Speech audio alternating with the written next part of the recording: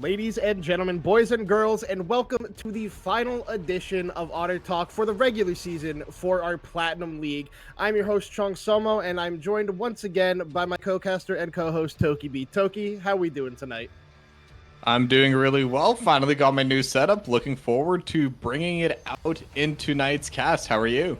I'm doing great. I'm really excited for some of these matches we have here tonight, as a lot of things are still up in the air between both divisions on what seeding people are going to get, who's in and out of playoffs. So we got a lot of great stuff to talk about, especially looking at our stream matchup tonight, which will be later. It's going to be Dorado versus Flux. It's going to be a great series. But before we get into talking about that series in particular, I do have three guests joining us here tonight. You know, they were here once. We had our season opener. We had a rerun in the middle of the season, and now it's time for the season finale. I am once again joined by Trash Panda, Kaiser, Godson, whatever you want to call him, and of course, Ziggy himself. Guys, how we doing tonight? Great. Can't wait to get 0-2 tonight. Same. Honestly, same. That's not true. All right. I think Badger's the only one that's going to win. Okay. Whoa. Damn, okay. Big talk already. But, you know, that match does have a lot of implications for playoffs in particular when we look at the Zon division. But before we get over there, we're going to jump into all our predictions for the Piltover division. And I'm excited to cover some of these because some of these matches do have pretty high stakes going into them. Looking at our first matchup, not the highest stakes. It's just a for fun match. It is Conduit Crashouts going up against TPO Reformed. This is the battle to not get last place in the division. That is literally what this is, and we are all in agreement that it's going to be Conduit Crashout getting the win over the family of TPO Reformed. I'm going to start with the former TPO player himself, Ziggy. Why are you going with Crashouts tonight over Reformed? I just spun the wheel. I spun the wheel, yes or no? All right, fair enough. I'm gonna go over to Trash Panda, who is on Conduit Flux, the sister team of the Crashouts. Why are you going with the Crashout boys tonight? I believe in them to when the stakes are at their lowest, when the fun is at its highest, no matter what, those gentlemen will pull it off. I believe in them. All right. Hopefully they are able to pull it out, but you know, we won't know until later tonight. But last but not least, we got Godson. Kaiser, you were also going with Conduit. Why did you pick Conduit over Reformed? I believe this is like kind of a for fun match since it is for last play, but I think as base rosters, Conduit does have a stronger roster in some areas, so I think they'll win. All right, and then Toki, we're also agreeing on this prediction here. Why specifically did you go with Crashout over Reformed? I mean, Crashout is one of those teams we did have high hopes for. Even in the middle of the season, they've definitely shown that they can perform well, but obviously it hasn't worked out for them in the end, but even so, they will definitely be able to be TPO Reformed, so gotta give it to them. All right, fair enough. And then Toki, go ahead and bring us into our next matchup. Yeah, so our next matchup, and this is going to be a pretty fun one because there is a playoff spot on the line. It is Imperial Gaming versus the High Council. Now, it looks like all of our guests believe that it is going to be Imperial Gaming. So, Kaiser, why don't you start us off on that prediction? I believe that IG is like a very tough team to play against because when I was playing them in like week 3, it's like the team I drafted for the most because they have a lot of weird, strange picks with like Casio, or Ari, like a lot of strange stuff. So I feel like that's hard to draft for, and I think that'll get them the win. All right, and Ziggy, what about you? We have to too, otherwise we don't make playoffs, so have to go with that. Also, we had a scrim that felt really good last night for most of it. And there were some down parts, but you know, it is what it is. We placed a team that is, I think decently well on the other side of the bracket. And we did some things to them, and then we did some things to ourselves. So I think it should be decently easy. I mean, that's a good amount of confidence to have going into this game, but Trash Panda, do you agree with that? Yeah, I mean, I'm gonna be honest. We're what, 7 weeks into the season? I still don't know who anybody on the High Council is. I'm not gonna lie. Like, they're on the other side. They're in the other group. They're just, you know, they might be might be swell individuals, but like I don't know them. I know the IG team. We've played them before, and I just have the utmost confidence in them. Pretty high praise. And I mean, like we said, this is going to really change who's going to be the final one to make it into the playoffs for Piltover. But now myself and I believe Chung, did you agree with me on this one? Yeah, we're in agreements on everything except for one series tonight. All right, that makes it a bit easier. But you also agree with me that it's THC. So what are your reasonings for that? Yeah, I mean, there have been parts in the season where we both thought that THC did look really good. And I think against IG, who has been this team who's been fluctuating a lot this season, I think THC can really step up when it matters most and be able to get the win tonight, especially with how important this matchup is, in particular with playoff implications. Like, if THC gets it 2-0 tonight and Maelstrom goes 0-2 in the next match we'll talk about, THC can actually get the 4th seed going into playoffs instead of the 5th seed. So it kind of has a better matchup depending on how you want to look at it, but it could definitely just be a more interesting thing to talk about with that. But I mean, IG, they're not a bad team, but you know, Ziggy did give us some insight before. They're playing with an E-sub, some couple subs coming in and out. So THC has played with the same exact roster for 7 weeks. So I think the synergy is going to show. We have casted them. I think they have high ups, they have high downs, but I think they'll be able to pull it out tonight. All right. Well, why don't you take us into our 3rd series for Piltover? Yeah, so that's going to be Monkey's Knights going up against Maelstrom Platinum. Monkey's Knights, we all know, kind of just the best team we have in Platinum right now. They've only dropped 1 game, which was to TPO Reformed, and I remember messaging Godson during it, and he said, bro, chill, we got this. And they ended up getting the win, but without that, they would have had a perfect season. But we're all going with the Monkey's Knights, except for... Oh, I entered this wrong in the sheet. I believe Panda's supposed to be the Monkey's Knights, and Godson is the one who voted against his own team. Yeah. So yeah, that's a strong mistake there on those entries, especially for the next series. But we'll just jump to Godson. Godson, why are you rooting against your team tonight? So if you really look at the names, I used to have God in my name, and I had a lot of aura back then. But now they have 2 people with God in their name, so low-key they win there. Based. All right, fair enough. Now, Ziggy, you're also going with Monkey's Knights with everybody else except for Godson. Why are you going with the Knights here tonight? I mean, I think you said it pretty well. Like, they're the best team in Plat right now, at least in BOL. So I don't think they have like a lot of competition. I think Godson will just be fine. So he's just being he's being a little easy on himself. All right. And then last but not least, Panda, you're going with Monkey's Knights tonight. Why are you going with Monkey's Knights? Exodia, the 5 parts of Exodia doesn't lose in the regular season. Let's just say that. All right, fair enough. And now, Toki, you're also with the Knights here. Why are you for the Knights over Maelstrom? I mean, we've seen them a couple of times. They are probably by far the best team right now. I mean, there's a couple that can contend with them, but Maelstrom Esports is not one of them. I'd suspect this will be a clean 2-0 for Monkey's Knights. All right. And with that, why don't you take us into our last series for Piltover? The last series for Piltover is going to be Monkeys Construction versus SG Proton. And once again, Trash Panda going to be going against the grain here. No, that's Godson's. Panda Kaiser backwards for some reason. Okay. So Kaiser, if you're the backwards one, so why Monkeys Construction? Well, obviously it's my sister team, so I'm rooting for them. But I feel like these teams are very close together, and throughout the regular season, I don't think MKC has gone to a 2-1, but SG Proton has. So maybe there's like a weaker part in like ending games, and because of that, I think Construction will have an easier time. All right. Well, Ziggy, you think that SG Proton are going to be able to come out on top, and why do you think SG Proton is going to win this matchup? I mean, this is one of the harder ones for me, I think. I think Constructions is very well, too. I also think Alfie could just Alfie and throw the game. but I ultimately I decided that I think Alfie's just going to carry the game instead of throw it as usual. So let's see him make sure he gets himself in the playoffs.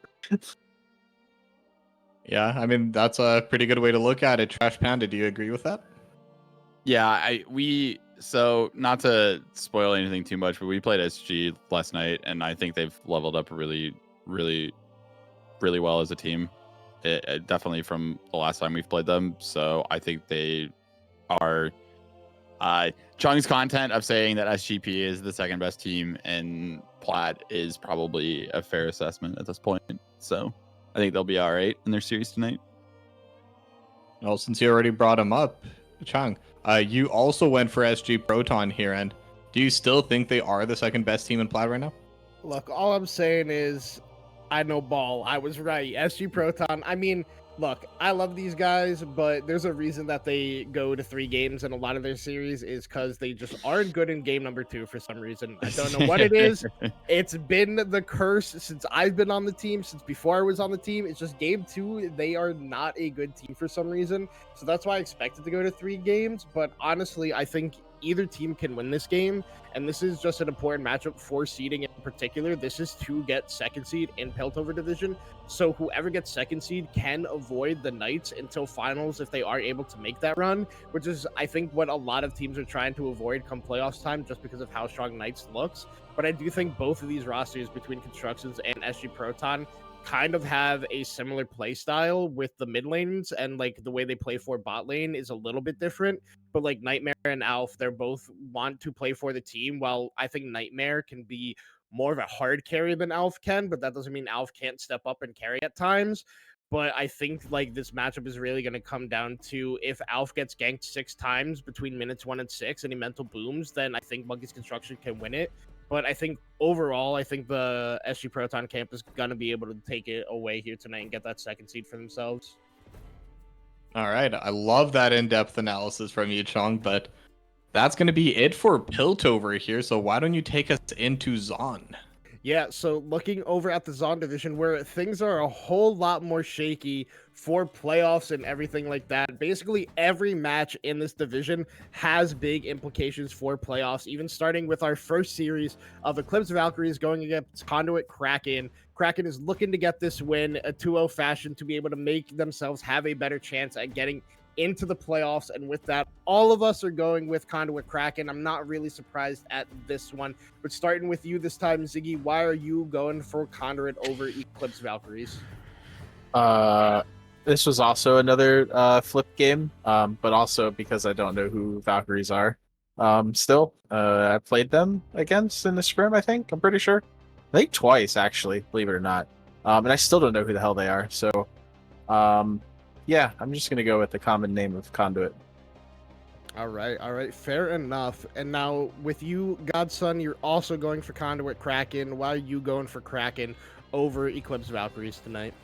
I think based on the scoreboard, this game doesn't really matter for much for Eclipse Valkyries. I think they're guaranteed out, but in comparison, this game will, if they win, guarantee Kraken playoffs, I believe, other than some like minute scenarios. But I feel like Kraken will be showing a lot more effort today than Eclipse Valkyries. All right, and last but not least, Trash Panda, you going for your sister team here. Why are you picking them over Eclipse Valkyries? I think they are the better team, just given the fact that we lost to them and we beat Eclipse Valkyries. So I just have to go with Kraken by, order of operations at that point. All right, simple PEMDAS equation to figure that one out. Now, Tokibi, we're also in agreement on this one. So why are you for Conduit Kraken? Exactly what Trash Panda said. I think Conduit Kraken, they're just the better team.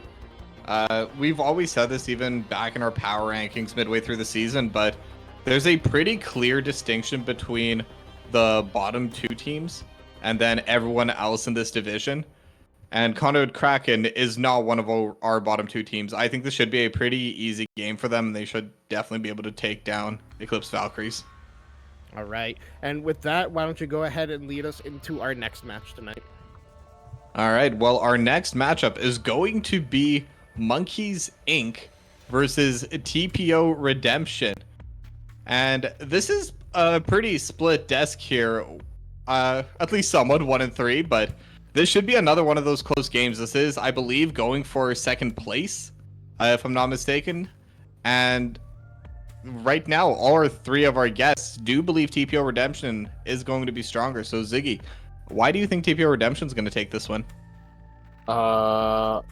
This just happened to be the team that we scrimmed last night. So, yeah, that's going to be it. Recency bias, yeah, fair enough. But Kaiser Godson, what are your thoughts on this matchup? I think, yeah, again, as someone said, this is a pretty close matchup, but recently I just looked and it seems like TPO Redemption loses bans, and I think now that I'll change my vote to Ink, because in a scenario where it's like such a close match and it's like super conditional on like both teams need these for like standings or and whatnot, one of them avoids Knights if they win, or if they lose, I think. So maybe they'd prefer that, but I think losing the two bans is going to be very rough for Redemption, and maybe they can't ban out like the strong picks of Fox and Rocket. All right, and what about you, Trash Panda? Well, are we allowed to switch? Because they just said Titan Duff's playing top lane for TPO, so Damn. are we allowed to make changes at this point? Yikes. I think I had to flip it to Ink at that point if he's playing. Love Titan Duff, but it just feels like it's an uphill battle for TPO at this point. All right, yeah. Badger. I mean, toxicity's good in League. It's why we play the game, isn't it? No, I'm just kidding. Let's be nice and solo queue, everyone. But okay, pal. Yeah, that's definitely not going to be a controversial take there. But either way, this is actually somewhere where me and Chong differed. Now, I went for Monkey Zinc, and that's what we have on the board. But Chong did believe that TPO Redemption would win. And now knowing this roster swap, do you still think Redemption's going to come out on top? No. I would be full honest. No. I mean, I think so. Everyone knows I do the content. I have Feathers as the third best top laner. There are days where Feather is just the best top laner in Platinum. You can't beat this guy. His team might lose, but he's still like 5, 3, and 17 somehow, and his team is just running it on him. And I think like I said, everybody knows we love Titan Duff. He's a great guy, but I think him having to play top lane against a vet that is Feathers, who is just a rock in the top lane, it's not going to fare well for the side of TPO Redemption. And I think June was a strong point for this team, and now him not playing makes it a whole lot harder. And I think Monkeys Inc., just being this 5-man core, like they have played together for so long, especially like Fox, Grim, and Feathers, I think they're just going to be able to do their thing and be able to lock up, I believe it would lock second seed for them if they do end up getting a 2-0 victory here tonight. They weren't even going to have Jun play tonight anyways. He wasn't even their option. So I think the person that they were going to have sub in for him, who I guess they're going to e-sub him or something, or some weird thing. I don't know what the hell was going on, but I think Aztec would have been a lot better than Feathers, as much as I love Feathers. That's why I went with Redemption, but I still think Pelly's cracked as hell. I think Kittens is really good. Finny is just Finny. And the Lord JK is going to shore up mid lane, so I still believe in Redemption. All right, this is my official petition to Bully to let casters have access to captain chats so we can see when players are being subbed in and out to make predictions easier for the casters. I second that.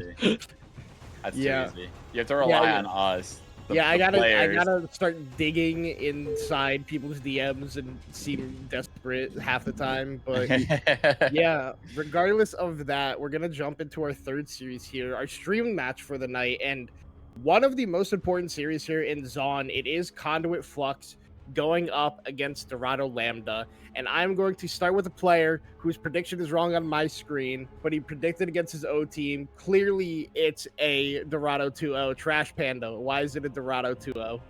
Man, if you watched our scrims last night, you'd be like, this team is like good. They would be like, this team is good? What? Ignore like, the last 6 weeks of gameplay and like the Titan, like the last split of Titan, like we're gonna get walked. Like it's bad. The Flux stonks at its all-time low. Just buy Dorado while you have the chance. All that stuff. All right, fair enough. By the Dorado stocks, I heard their mid laner Gabe Leo actually locked first seed in Emerald last night, and I heard his support is like super cracked, dude. I heard that guy like won a championship and was an MVP runner up at one time, and now If I had a nickel for every time that Chung has made that joke in this call since we started, I would have 2 nickels, which isn't a lot, but it's weird that it happened twice. Yep, exactly. And now somebody else who's fluctuating, who, I mean, his prediction's wrong on the screen, but it's corrected my head. Kaiser, you are the Conduit Flux believer over Dorado. Why are you going for Conduit Flux? Did I actually vote for Flux? Yeah, you actually did. Oh, Jesus Christ. No. I think Hell yeah, brother. Welcome to the club. You actually did, bro. I think, like, as much as Ultimise was running down the season, as they were saying, I think Ultimise is low-key a pivotal player on their team. Like, it was Ultimise, Gabe, Efron, Sunrai, and then obviously that shitter in the support role. But, yeah, I think losing Ultimise is pretty crucial to their game plan, because most of them are weak side players. Like, their bot lane is weak side, and then their mid is strong side. And then now they have Narva, which is kind of a strong side player. He's pretty good, but I think he like pales in comparison to Ultimise. And I think Flux is a team that has a lot of momentum coming into this game, so I think that'll carry over and help them win. All right. Believing in the Flux boys to be able to get it done tonight. Ziggy, you are on the opposite spectrum. You are going for Dorado for the win here. Why are you going with Dorado over the higher placed currently Flux? Cause it's Dorado for one. Isn't Gabe Leo's still there, right? How can you like bet against Gabe Leo? Like what? Who in their right mind can bet against that man? Like, come on. Ultimise is good, and I don't think he's playing tonight. I think I heard, right? He's not even on the team anymore. He's not even on the team? He's gone. Shit. See, listen, I left the team and then I just stopped paying attention. This is how much I care. But I don't know, man. Gabe Leo, you can't bet against him. The dude's fucking insane. Absolutely insane. All right, fair enough. And now back to some regularity. We are in agreements on this one again, Toki. Why are you going with Conduit Flux over Dorado? So I want to start off by saying I do think Dorado is a very strong team. And against most other rosters, I would probably be favoring them even without Ultimise. But Conduit Flux has looked incredibly strong. In my power rankings, I put them first in the Zon division, and I'm going to stay true to that. I think they are the #1 team in the Zon division, so it's hard to imagine anyone taking them down, including Dorado. I think it'll be a close series, but I do think Flux will come out on top. All right, fair enough. This is definitely pivotal, speaking about playoff implications. Flux is really looking to help out their sister team by beating Dorado here tonight so that Conduit Kraken can make it into the playoffs. But it's definitely going to be an interesting matchup that we get to cast here tonight. But before we get into any of that action, why don't you go and get us covered on our last match of the regular season? Yeah, so our last match is going to be Contingent Purple versus Monkeys Sharks. Now, this game also does matter because Monkeys Sharks, while they do have the most points out of anyone else that still hasn't secured the playoff spot, if they lose today, they could get 6th and get kicked out of the playoffs. So this is a must win for them in a manner of speaking, if other teams all win. So like they could lose their playoff spot, but I mean, as we all see in the predictions, everyone's favoring Monkeys Sharks here. So with that, Ziggy, why don't you start us off? It's Monkeys. I don't do good at these predictions. I use the wheel, guys. I hope you know. Can someone tally up my predictions with the wheel? Is it good or bad? It's corn. It's okay. The corn? I think it's like 50-50. Is it 50-50? You Hey, agreed with listen. me on some, but some things you disagreed with me, so those were wrong. Listen, you gotta blame the wheel. The wheel curse is all. I mean, I don't know what to tell you, man. There are some good things. It's Monkeys. They're always gonna put a solid roster out there.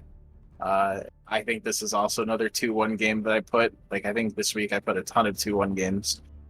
So I think a lot of games can just go either way, no matter what. All right, and Godson, you also went for Monkey Sharks. Did you also use the wheel, or did you have reasoning behind it? I had reasoning. It's my sister team, so I gotta root for them. But also, I don't think there's much to be said. I think Contingent Purple is like the lowest rated team in, or like the lowest standing team in Zon. And then fucking, oh sorry, Sharks is like top 5, top 4. So I think Sharks will just win out. Okay, and Trash Panda, do you agree with that? Yeah, change your abbreviation next time in the direction of Contingent Purple, please. Like, for the love of God. Thank you. Change your abbreviation. Yeah, everyone's gonna think they're cyberpunk. Yeah, Bro. that's what they're gonna Yeah, think. that's exactly what it is. That's obviously. what I thought when I saw it too. Wait, No, we you don't want guys to get sued here. You guys know about them COD points, bro? Yep. Yeah. You gotta get them COD points up, though. It's that awesome Prince movie, The Color Purple. There you go. Color. Wait, that's not a Prince movie? It's a song. Color Purple? There's a movie. Yeah, that's not a. Right, but what about your prediction there? Outside the name change. Oh, I am contingent. Thanks for playing Contingent Purple. Jeez, fucking Come back Christ. next split. I don't know. All right, Chong, I think we both went for Monkeys Sharks here as well, but can you bail out Contingent Purple at all here? So, I did go for Monkey Sharks, but we did cast Contingent Purple last week, and they played against TPO Redemption, who is fighting for. They can get first seed tonight as well, but they could go anywhere from first to third in the standings. But Contingent Purple looked phenomenal in their first game against TPO Redemption. They kind of just like raffle stomped them in that first game. Second game, not so much. And in the third game, they had moments to be able to get that win. And I think you never want to go completely winless in the season. So I think they're going to go all out. I think they're going to look like game one against Sharks. And I think Sharks are actually going to have a hard matchup on their hands. I think Sharks, with the players they have and the names they have, are going to be able to get the win. But I wouldn't be super surprised if Contingent is able to get their first series win tonight and kind of just knock the Sharks out of playoffs. See, and that's what we needed. We needed someone here to be a Contingent believer because, well, like you said yourself, we still did all go for Sharks here, but that was our last series. So, Chung, why don't you start sending us off? Yeah, I just want to say, of course, thank you for everybody who did come in and check out the Audit Talk, the last edition of the regular season. And before we end up wrapping this all up, I do want to get some time to give our guests their shout outs. So starting with you, Panda, any shout outs you want to be given? Shoot, trying to think of what I shouted out the last time. Shout out Genetics, shout out V8, shout out to my wife. Yeah. All right, fair enough. Shout out the wife, the most important part. Godson, any shout outs before we go? Yeah, shout out to my wife as well, Chung Solmo. Yep. Just a real guy. The better support that I was meaning to shout out is obviously Killer Fox. Killer Fox low diffs every support in the CeeLo. He low diffs Panda. He low diffs Chung Solmo. He low diffs. Probably true, honestly. Bro, I'm not in this elo. Well, he's moving up next, and he's low diffing you too. So. Dude, I'm retiring. Get it? Like. Are you retiring? Damn. Probably. Is that because they're moving up? Yeah, it's because I'm scared of Killer Fox. Oh, That's no. what it is. I mean, Killer Fox best support. I've always shouted him out. I've always believed him in him. He's the GOAT. Shout out Killer Fox. And last but not least, Ziggy, any shout outs? Just you, Chong, for giving us content, even though we disagree with it 99% of the time, and the fact that you host Otter Talk for all of us. And you have to put up with Badger and Godson just every week, apparently. Whoa, Must be a pain. Could you imagine what it was like when he was my support? As much Hey. shit as I gave him on this, like, It was come a on. great time. You loved every second of it, bro. I'm pretty sure you ran him the fuck down, Badger. You and every time. Godson could go make a group chat and just talk about how much you loved playing with me as your support. Yeah, but with that, we will be wrapping up the Otter Talk here. Before we go, we are going to head to a short break before we get ready to bring the action of Conduit, Flux, and Dorado Lambda for our last regular season game of week number 7. Don't go anywhere. We will be right back.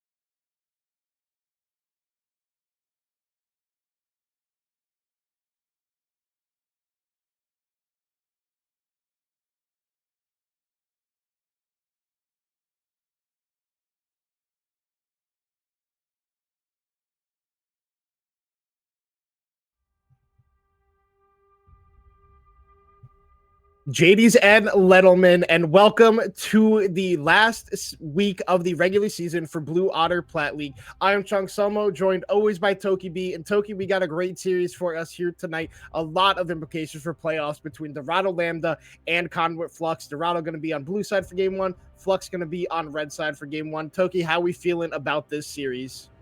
I mean, I think that this should be a closer series, but I do believe that Conduit Flux are going to be able to come out on top in the end. I think they've been showing that they're a strong team this entire split. I think they're going to be able to continue showing it today. I think Dorado got a little bit unlucky. They're a lot stronger in the second half of the split, but unfortunately their last matchup is going to be against what I believe is the strongest team in Zon, so going to be an uphill battle for them today. Yeah, I think this should be a great series that we have going into this. Bans are already done. Flux choosing to ban away Gabe Leo's Viger. That's the one thing everybody knows. When you play against Gabe, you gotta ban Viger. By far his best champion. They're also getting a Xerath and Ziggs ban. So slightly more mid lane focused. The Ziggs, I know Efron did pull it out last week in the bot lane, so it makes a lot of sense to ban away a Flex pick like that. While Dorado looking like a Caitlyn, Shen, and Lilia ban, not wanting any of that to be on the side of Conduit. And then they're going for the first picks, Dorado going for the first pick, Varus, which leaves Jinx up for the side of Conduit Flux. How do you feel about the Varus Jinx trade right now in like the current meta? I mean, I think it's pretty even. They both do different things. I think in general, Crit ADC is definitely in a little bit of a weak spot, but Jinx is kind of the exception to that right now. And that's purely because of her passive. Get Excited is probably one of the strongest passes in the entire game right now. So even when this Jinx falls behind, or if she falls behind, if she's able to get that one kill at the start of a fight, she can definitely start chaining kills and getting right back into the game. But Varus also super good. Can do poke build, can do on hit. Both are really strong right now. On hit might be a little bit better, but ultimately it's going to come down to the draft and into a double ranged. I'm not sure where this Neeko's going, but I have seen that in LEC at least. Neeko's support is incredibly popular, but obviously can still be played mid as well. So it should be fun to see where that ends up going.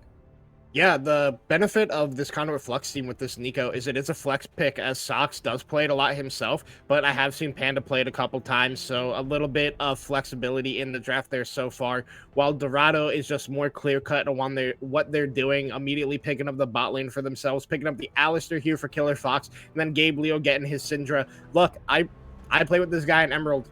He got a pentakill on it. And 4 of the kills were with the Scatter of the Week. It wasn't even with the ultimate. It wasn't with anything. It was just a quadra kill from the Scatter of the Week and 1 with the Unleashed Power. So really liking to see that locked away there for the side of Dorado. Get the power for, I think, who is their strongest player in Gabe Leo. And getting a strong matchup for him if that is the Neeko mid. While Conduit locking away their solo laner in the top lane, picking up that Mordekaiser, so even more AP being picked up for this team. So I'm expecting a heavy AD jungler, maybe the Xin Zhao, maybe something like a J4 or something like that. Maybe even Neferia is going to be coming out here. But Aminarch, he does play some interesting jungle picks. He's played the Mundo a couple times, so can really go anywhere with the draft in the jungle option here for Conduit Flux. I would like to see Conduit have some kind of engage coming out of that jungle. Mordekaiser's super strong once they can get into the fight, but getting into the fight is a huge struggle. Now, Neeko can kind of engage, but now that the Alistair's already been picked up on the side of Dorado Lambda, there's kind of an easy way of preventing follow-up. That Alistair's going to be able to knock away whoever has that secondary engage, and even that's assuming Neeko kind of sneak up or get a flank, manage to juke them out by being a minion, whatever. So I would like to see something like the J4, but it was banned away by Dorado Lambda, so they seem to have a pretty similar read onto this play as well. But like you said, played the Mundo, and even though it is just a run-at-you champion, I think it could do enough here. It's something that Alistair would struggle to knock away, something that Varus is going to struggle to kite. Same with Syndra, but I think they need to have more engage, and there we go. Maokai, definitely going to be able to do the trick. I mean, yeah, that's even more AP locked away for their team, but not really an issue right now. Dorado doesn't have like a super tank that they're picking. There hasn't been an Ornn pickup or anything like that. Not meaning they can't go it here now to be able to kind of mitigate what Conduit is drafting so far with the Neeko, Mordekaiser, Maokai. It's a heavy AP focus. But this Maokai could also just be in the support role. It doesn't even have to go jungle. They could be saving that jungle pick for R5. They have some flexibility with their draft on the side of Conduit Flux. That is a Kale just instantly locked in here. I'm not sure how the Kale into Mordekaiser matchup is. I know Kale is like really good into Cassante specifically. I've had to play against that. It is not a lot of fun when your Cassante is 0-2 and the Kale's 2-0 and level 11 at like 16 minutes. But I think if you can play the Kale, it can be really strong in a lot of matchups that you don't really expect it to be. So Narva going to be locking that one away, maybe showing us that, hey, this is the counter pick to the Mordekaiser. They're going to have no option here. And then locking away another slight engage option with the Xin Zhao going in. But paired up with Kale, that's a pretty nasty combo because you just throw the ultimate on him. He jumps in and then he does a huge AoE damage to the back line and doesn't really have to worry about anything because he just blocks so much damage between the Crescent Guard and the Kale ultimate coming out. Yeah, I mean, I'm still not a huge fan of this Kale pick. I think that Mordekaiser absolutely trashes Kale in lane, especially early on. Needs at least that level 6 to be able to safely farm, but we might be having something interesting here. We also have an Urgot locked in now. I think this is a more jungle. I think this is a more jungle for Aminarch here. And they're going to put the Maokai in the support role for Trash Panda, and then Gav is going to be playing that Urgot up in the top lane. So the benefit of having Aminarch as a jungler, he does have some of these flexible picks that let you get a good matchup that you want. They're thinking, hey, we're going to pick this Kale into Mordekaiser, and then Gav goes, no, I got the counter to it. We can put this Mordekaiser in the jungle, and then just picks up the Urgot here on this R5. I mean, my only issue with the Conduit comp is your only engage is the Twisted Advance from Maokai and the Nature's Grasp, which is kind of slow, and then it's got to be followed up by Nico. Alistair can do a really good job of preventing that, and so can even the Xin Zhao. If you're marking people correctly, you can just knock everybody away with the Crescent Guard, make it really difficult for Conduit to get the engage they're looking for. But on the side of Dorado, the really only engage is pick tools. It's not like a hard multi-man CC. I mean, Alistair can get it with a big headbutt pulverize, but otherwise you're just getting single targets with the 3 challenge strike knockup, with the scatter of the weak, with an headbutt pulverize combo, and even the chain of corruption coming out of Varus. So very poke and single target CC focus for both drafts here. Yes, but one weakness I think that Dorado Lambda is going to have this game is they don't really deal damage early on. Assuming this Varus is going to go the on-hit build, that is kind of the more common build right now. Needs a couple items before they manage to scale. Syndra, like you said, got a pentakill over in the Emerald League, but even so, you need items to be able to do that on Syndra, and Kale is probably the most late game champion in the game. Absolutely worthless in the early game, but absolutely undefeatable in the late game. But because of that, I think that Conduit may not even need to engage around these objectives, can just kind of walk it in. And Dorado Lambda, their only option is to kind of kite backwards. But if you're only kiting backwards, eventually you're just going to give away the pressure on the objective. And at the same time, like you said, they don't have an engage either. So once they give away that priority, they have no way of getting it back. They have no way of starting their own fight into Conduit. I think a way to fix that maybe is to go to the poke build on Varus. It is a bit weaker, but because you have the scale, because you have the Kale to scale, and you have the Syndra, you have multiple ways of winning in the late game, so you could throw out some of that on-hit scaling. Yeah, and I mean, like you said, there's no real early damage for the side of Dorado, unless Sunrai gets super far ahead on this Xin Zhao. He is kind of one of those junglers who is hyper-aggressive and is going to be looking for these invades onto the Mordekaiser. I don't know if he wins that 1v1 in particular, but going to be trying to steal away cams and just get impact early in this game and be able to have that heavy AD presence early in this game while the rest of his comp scales up. But if Sunrai gets put behind and can't have that impact in the early game and in the early game team fights, it's going to be really difficult for Dorado if they can ever get to that bridge in the late game if Conduit builds up a large enough lead. But looking at these two drafts, Toki, nameplates off, which one is your favorite here? Who are you favoring for game number 1? I still have to favor Conduit. I think they have a really good mix of scaling and early game pressure. They're a little bit weak on engage, but I wouldn't say it's unplayable for them. Between Nico and Maokai, they definitely have more than enough. And then the same issues already on Dorado Lambda side. I think if it gets into the absolute end game, Dorado will win, but I don't think Conduit Flux will let it get there. All right, so we are favoring Conduit Flux here in this game number 1. Let's see if Dorado will be able to shake that up and help themselves ensure that playoff spot that they are looking for, while Conduit Flux is looking to lock down that first seed. We're going to head to a short break here as we wait for the in-game draft delay to finish up here. Do not go anywhere. We'll be right back in a couple of minutes.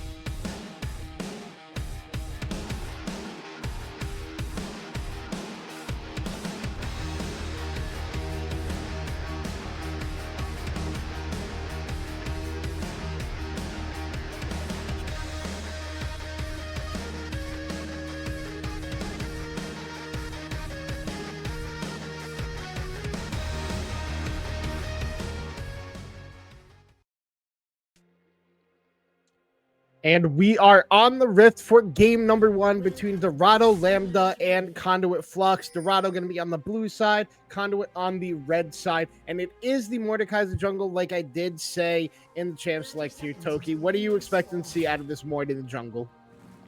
So I have a feeling that this Mordekaiser in the jungle may have also just been put there to get that matchup over on top side, but even so, there's not that much mobility on the side of Dorado Lambda. So the usual weakness that we do see out of the Mordekaiser jungle is anyone that has a blink or a dash is just ungankable, but all 3 lanes are still going to be gankable, as we are seeing a little bit of a scuffle here in level 1, just fighting for position and for that ward. Oh yeah, kind of goes in. Panda already goes in. Gave Leo about half health down, but not going to be using that pot just yet, trying to save those for lane. The ward did go down, but it did actually not get too deep. I believe they won't see Ammonarch start his Raptors, and if he paths correctly, he can actually avoid that vision altogether. But now we see a little bit of a trap set up here in the bot lane. Killer Fox not going to go and pull the trigger on that one, just going to back away. But now Gabe Leo is going to be in a little bit of trouble in this mid lane. Already half health, having to chug these pots after getting engaged on by the side of Conduit, rowing up to that early play. So Syndra not going to have the best early laning phase going here. And we can see the harass is already coming down from socks to thighs. Yeah, I mean, it's going to be a pretty solid lead there in the mid lane. Socks to thighs should be able to just absolutely have priority, at least until that first reset does get burned by Gabe Leo. Once that TP does come out, it should even out a little bit, but it's definitely a shame, especially when you go first strike. You want to be the one that's kind of using that priority. As very lucky level 2 coming out from Gabe Leo. Would have definitely gone down had they not leveled up there at the moment that they did. Yeah, and the big thing that happened in that exchange is that Sox did burn that flash to try to get that first blood, but that clutch level up keeps Gabe alive. It hasn't taken a reset yet, has no flash, and with the ward that Sox put down on the Raptors, they know that Sunrise is on the top side of his map right now, or at least on his red buff. They're not exactly sure the spot he's at right now, but Sox is really exerting the pressure that was provided to him by this team in the early levels. And now we can see up in the top lane, the CS gap is already accruing with Gav getting this counter pick on the Urgot. But overall, it's just small CS margins being built up by the side of Conduit Flux in these early lanes, which I'm not really too surprised to be seeing happen. I mean, to be honest, I think that they should be having bigger leads than they currently have. Narva was pretty behind on CS there, but there was also a huge wave sitting underneath the tower. And I was only 2 CS down compared to Doogie Fresh. And you definitely want to be up more when you're the Urgot. And kind of same story happening over in the mid lane. Gabe Leo didn't use Flash. Stocks to Thighs did use Flash. And Gabe Leo didn't really lose out that much on the CS. So, I mean, at this point, Gabe Leo probably very slightly, but still a little bit ahead in that lane. And that should have been a very rough start. But one thing I do want to bring up, since I did touch upon this in the draft, it is going to be lethal tempo coming out of Efron. So it is going to be that on-hit Varus. So I'm still a little bit concerned about how Dorado plans on playing for these first few objectives in the game. Yeah, it's definitely going to be rough just because of all the scaling that they have picked up on their team. It is going to take them a little while to be getting online in these matchups. And I mean, they're not too upset with how the early game is going with the comp Flux that's drafted. Like you did mention, the CS leads aren't as large as you would want on the side of Conduit. But I mean, you'll take the small advantages that you are getting. A nice scatter of the week, but answered by the tangled barbs there by Sox. So nothing really happening in mid lane besides some exchanges of mana. But now ahead, but Pulverize is going in. Tori is going to be in trouble now. Stunned up is Tortuga. Exhaust is down. He flashes out. Efron flashes forward, but the barrier comes out of Tortuga. The Ignite is down. No flash or any other spells coming out of Efron, so Tortuga is able to get out of this one, and a nice Q away by Panda is able to disengage that play. But now Tort is no summoner spells in this bot lane, and Killer Fox still having that flash. They could look to make another play happen here, but with Sunrise being on the top side, I don't think they're going to be diving this early into the game. But a nice piercing arrows and a hail of arrows comes out, but not enough there to get the kill on Tortuga because of another clutch level up coming out for the side of the other team this time in favor. But now Trash Panda engages, is going to go down a little low, but that is a buffer from the Aftershock to keep him alive. And another trade in mid lane. Once that Scatter of the Week comes out, Syndra can't move, so immediately Sox throws down the Tangle Barb, so there can't be any push forward out of Gabe Leo, and nothing really happening. But you see Tortuga is literally on 2 HP, but doesn't die and is able to get this recall off. Yeah, we'll lose a way for it, though, so that is going to be a little bit of XP going the way of Efron and Killer Fox. And then just being behind in CS as well. It's only 2 CS, so Tortuga has been last hitting pretty well over in the early parts of the lane. Not going to be missing out too much on the gold aspect of the minions. But going to be fun to see what's going to happen on the next engage, because Efron also burned Flash, so whatever jungle Tor has in. no Flash, and Killer Fox is here. Sunrise here too. They're going in. The Audacious Charge already used. He's going to Flash forward to get the 3-talent proc knockup, and it's first blood. A Flash used there by Gabe Leo to be able to pick that one up. The ult now on cooldown for Sox to thighs, and that is a punishment for the Flash being used at level 2 to try to get it. But now Killer Fox and Sunrise are going to have to get themselves out of here, and they are out just fine. First blood to the side of Dorado Lambda in this crucial game for playoffs. Yeah, really good gank coming in from them, and Gabe Leo was also able to follow it up just because they managed to save their Flash early on at that start of the lane. If they flashed a little bit defensively at the start of the laning phase, that play would not have been able to succeed. The Paw Blossom would have given the shield to Sox to thighs, and Sox to thighs definitely would be hurt, but would not have gone down. So gotta give credit where it's due, especially because of plays that happened earlier on and seeing the repercussions of them. Yeah, but now that Gabe Leo doesn't have Flash, you're going to have to play super safe in this lane because a counterplay can be made onto him. But a nice Scatter of the Week immediately, once again, answered by those Tangle Barbs, but the Q does not hit out of Sox, dodges out of the Force of Will there, so not a lot of damage being exchanged. But now we see Amonarch and Sun around the minimap both hovering this mid lane, looking for any action to be going down. But I think Amonarch is just going to his top side. Another Scatter of the Week out there from Gabe. It hits the Q as well. So a little bit of damage going to Sox, but Sox going to be overall pretty okay in this lane. Otherwise, everything is going the side of Dorado right now, except for that top lane CS and the jungle CS that is being accrued by Amonarch, just power farming away on this Mordekaiser, which is kind of what you have to do with this champion. You need that level 6 to make ganks effective. He has it now and is just trying to get up to those items. They did get the first dragon on the side of Conduit. A nice Tangle Barbs and immediately a Scatter of the Week there used again. Just trading these back and forth, but now the Headbutt Pulverize comes out. Oh man, Panda is just gone here. There's no counterplay. He's going to try to kite this one out. Gets to the Flash away. The Aftershock actually keeps him alive. Now Tort is turning this around, trying to get it done down there, but nothing going to happen. Trash Panda actually able to escape in a play that I thought he was dead in.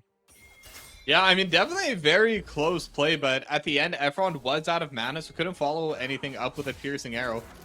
But what I really want to talk about right now is the top lane, as never mind. Yeah, we do not get at the moment to talk about top lane, but with Efron having no mana and Torch is able to get away from that one, a nice Flame Chopper placement to make it awkward for Efron or Killer Fox to step forward or back, was able to keep himself alive in that one. Now just going to be able to pick up these minions, drops one, but it is going to be the Grubs going over to the side of Dorado Gaming. And remember, because of the new season, this is a new set of Grubs. There is only one set of Grubs. You get the feat for only killing 2. You spawn a Grub for getting 2. You get a second one for getting 3. But Dorado just going, hey, we only need 2 in this matchup. We got the feat for it, so we'll take it where we can get it. Yeah, and I mean, that's Trash Panda roaming up top for that as well, and only going to be able to take 1 Grub. And all this kind of goes back to what I was going to mention earlier on. Narva's doing pretty well in this lane. Like, yes, they're down 10 CS, 9 now, but when you're Kale, you expect to be down so much more. You expect to even die a couple times, especially over to jungle ganks.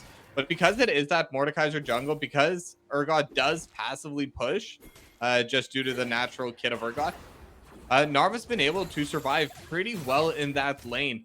And it should be able to outscale, like I said earlier on, anyone else in the game. And now that level 6 is there for Narva, should be much safer, should be able to CS a little bit more effectively than earlier.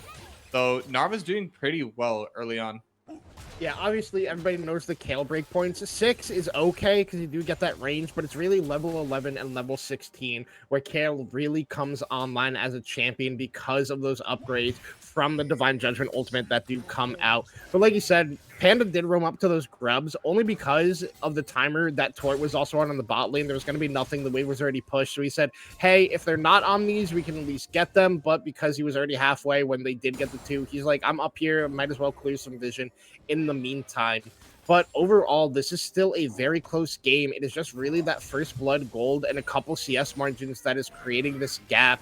But, I mean, soon enough, Amonarch is going to be scary, but never mind. There's a play in the bot lane. Tortuga is going to be the focus. He already buries, flashes out, but now they're turning it back onto Efron. Amonarch is here. He brings him into the realm of death. He pulls him back. Efron is not going to be able to live through this one. Now, Killer Fox could be engaged on, but they're going to be calling this one off. Maybe a potential dive being set up here by the side of Conduit Flux, but a nice play by the side of Conduit to be able to get Tort out and make a response play onto Efron to start evening this lane out, and the kill, importantly, goes on to Amonarch. Yeah, it's a big kill to get on the Mordekaiser, and more importantly, with that reset, finished the Rylai's. That is probably the single most important item you can get on that Mordekaiser. Because like I said earlier on, the hardest part for Mordekaiser is to get on top of people. The second hardest part is to stay on top of people. Both Rylai's, that is no longer difficult. Even without the Death Realm, will be able to gank, and as long as the positioning is decent, as long as they're able to come in where there's still space to play, Amnar should be able to perform. Yeah, now Sunrise going to be the one in trouble. He is stunned up, popped up. He does use the ultimate to get out of there. The clone being able to keep Socks safe. Flash down, ult down for Sunrise. Gav TP's in. The Tangle Bombs does not hit onto Gabe Leo, so Gabe Leo is safe for the time being. Gav using that TP for a potential play that was breaking up, but nothing. But now that's going to be TP advantage to the side of Dorado, and the second dragon of the game is spawning up, started up here by the side of Conduit. Yeah, and that's something they have been doing a pretty good job of. They've been on point with these dragon spawns. They've always been there the second it's ready, and they usually have pretty good setup as well. Now, Dorado Lambda, it does look like they're considering engaging on this, but I do think their positioning is definitely rough for this. Yeah, I mean, Sunra has no flash and no ultimate either, and Hib does not have that crossing guard to stop the damage, so definitely not going to be wanting engaging on this one. We saw Killer and Efron trying to come up through the bot side, but realizing the play is dead, not going to go for that one. Now, Sock's taking a little bit of damage from Gabe Leo, trying to get the poke back, and at least evens out for the most part in the mid lane, but Sox is really low on mana. That's the problem with Nico. She runs out of mana so quickly, but a nice scatter of the week there onto Sox. If Gabe wants to go for it, he has the unleashed power, flashes forward, pops it out, and down goes Sox to thighs. But now Gav Doogie Fresh is here. He flashes forward, uses the same, doesn't get on, misses the Fear Beyond Death. Gabe Leo is kiting this one out, hit the scatter of the week. Amonarch is trying to get over here. There is no ghost. He is going to try to kite this one out to the best of his abilities, but with no flash on either one, no ghost either. I think he's going to be able at the space of Super Mega Death Rocket does not hit, and it goes anyway to the side of Gav. Kind of a solo kill, but kind of not. Yeah, but at least it is traded 1-for-1, but definitely a bad look right now for Sox to thighs. However, it is important to note that this Nico is definitely going to be stronger in those team fights once they do start coming out, but another trade happening in the bot lane. Yeah, and they're trying to use everything onto Killer Fox, but the ultimate now down for the side of Trash Panda. That is a big engage tool for the side of Conduit, and Fox doesn't even pop the Unbreakable Will himself to be able to get out of that one. He's like, I got the Aftershock, and I am going to be okay here. Yeah, so they will be able to continue to stay in this lane, and losing out on that ultimate is pretty bad, and this wave is passively pushing into Dorado Lambda, but luckily for Conduit Flux, Sunrise nowhere nearby, so they may not know this, but they are pretty safe to just push this in. And that's kind of the difficult part. When you don't have tabs on the jungler, it's kind of hard to know how far in you could push. And because of that, Dorado Lambda, they're going to be able to secure a little bit of a freeze over in the bot lane. And now with that freeze, now Sunrise is on the way. And this is where things can start getting dangerous for Conduit Flux.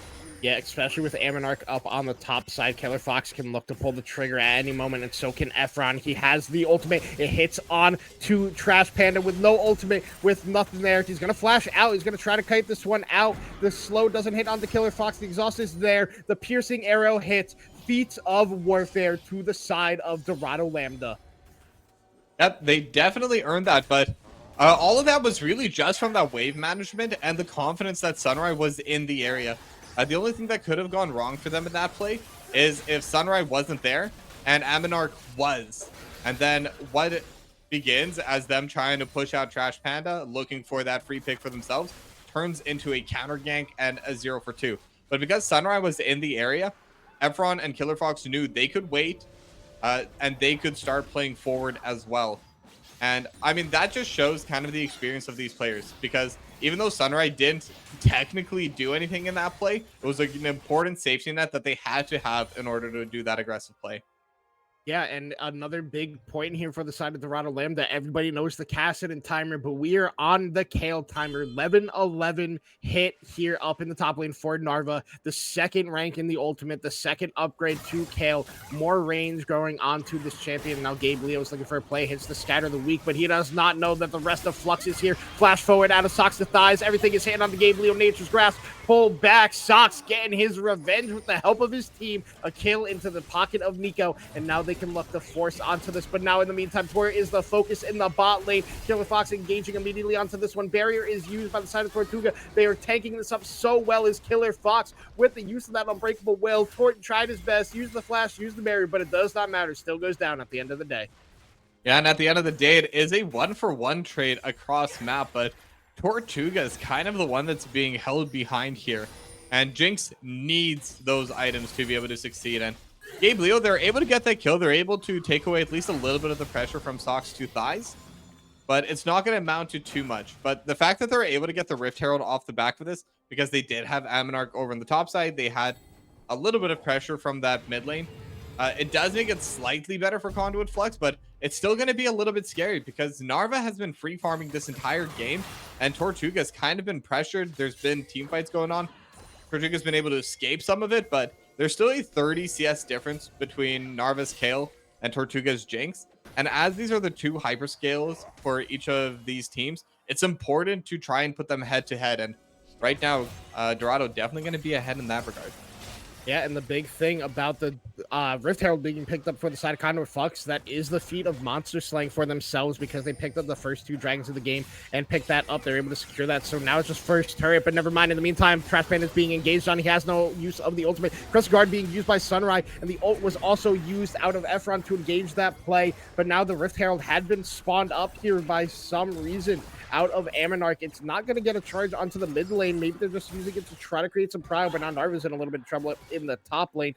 But now the Dragon is going to be the focus for both teams. Started up here by the side of Dorado Lambda. Aminarch is in the area looking for a potential steal angle, but it is a 3v1, and it is risky for him to get that one. Gabe Leo literally just holding the Rift Herald in the mid lane. Aminarch is still trying to get this one. Headbutt used by Killer Fox. We're seeing Gav TP in. Aminarch is almost in range, but a nice stun out of Killer Fox. But now Sox is here. Killer Fox to the focus. A nice 2-man scatter of the week out of Gabe Leo, but it does not matter. Sox is going down. Unleashed Power is able to pick that one up. The Fury on Death is used by Gav Biggie Fresh to pick up the kill on Killer Fox, which is immediately turned on the Sunrise. And the zap hits onto Gabe Leo there, pushing forward, but a 2-man scatter of the week. The Nature's Grasp is coming out from Panda. I don't know if it will catch onto Gabe Leo. It does not.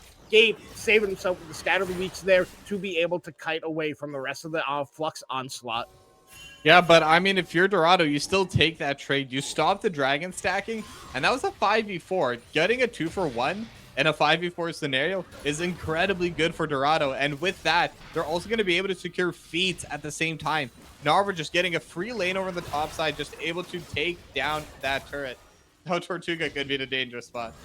Yeah, Gabe Leo really strong at this point on the Syndra, sitting at 4-2, has the Luden's Companion, is on those Sorcerer Shoes. Tortuga took half his health bar from just one spell rotation out of Gabe Leo. Tort, really, like you said, is suffering from a lot of these plays because he has been abandoned or focused, just having to take bad recalls. We see he's down CS, and like you said, as the hyperscaler, who is really the only answer into this Kale in the late game, is going to have a rough time matching what Narva should be able to do in the late game. But another scatter of the week hit onto Sox. Sox is already down half his HP bar. Gabe Leo is trying to push the advantage forward. Sox going to have to disengage from this one, but Gabe isn't stopping. Flashes forward, uses the Unleashed Power. There is no counterplay to that. Sox is down and even uses the ultimate. A little bit of salt in the wound there. Yeah, Gabe Leo's having a phenomenal game right now. Just kind of absolutely winning out in this mid lane. 5-2-0, and that's with some jungle ganks as well. Yeah, now Port is in a lot of trouble. James Corruption is used, Cleanse already used by Efron, but they're trying to turn this one back around. Efron is lower HP than the side of Tortuga. Trash Panda takes a little bit of the rougher end of the trade, but that is a nice disengage from the side of Conduit Flux, and now they're going to try to answer this top lane. And like you said, Narva has been doing whatever he wants in this game, even pressuring the top tier turret with no punish whatsoever from the side of Conduit Fluxes. That is not what you want to be doing when there's Kale in the game. Yeah, it's only gonna get scarier and scarier. Level 13, so still not quite near that level 16 point where the Kale's really gonna take over, but already has a level and a half as Gab getting engaged upon here in the bot lane.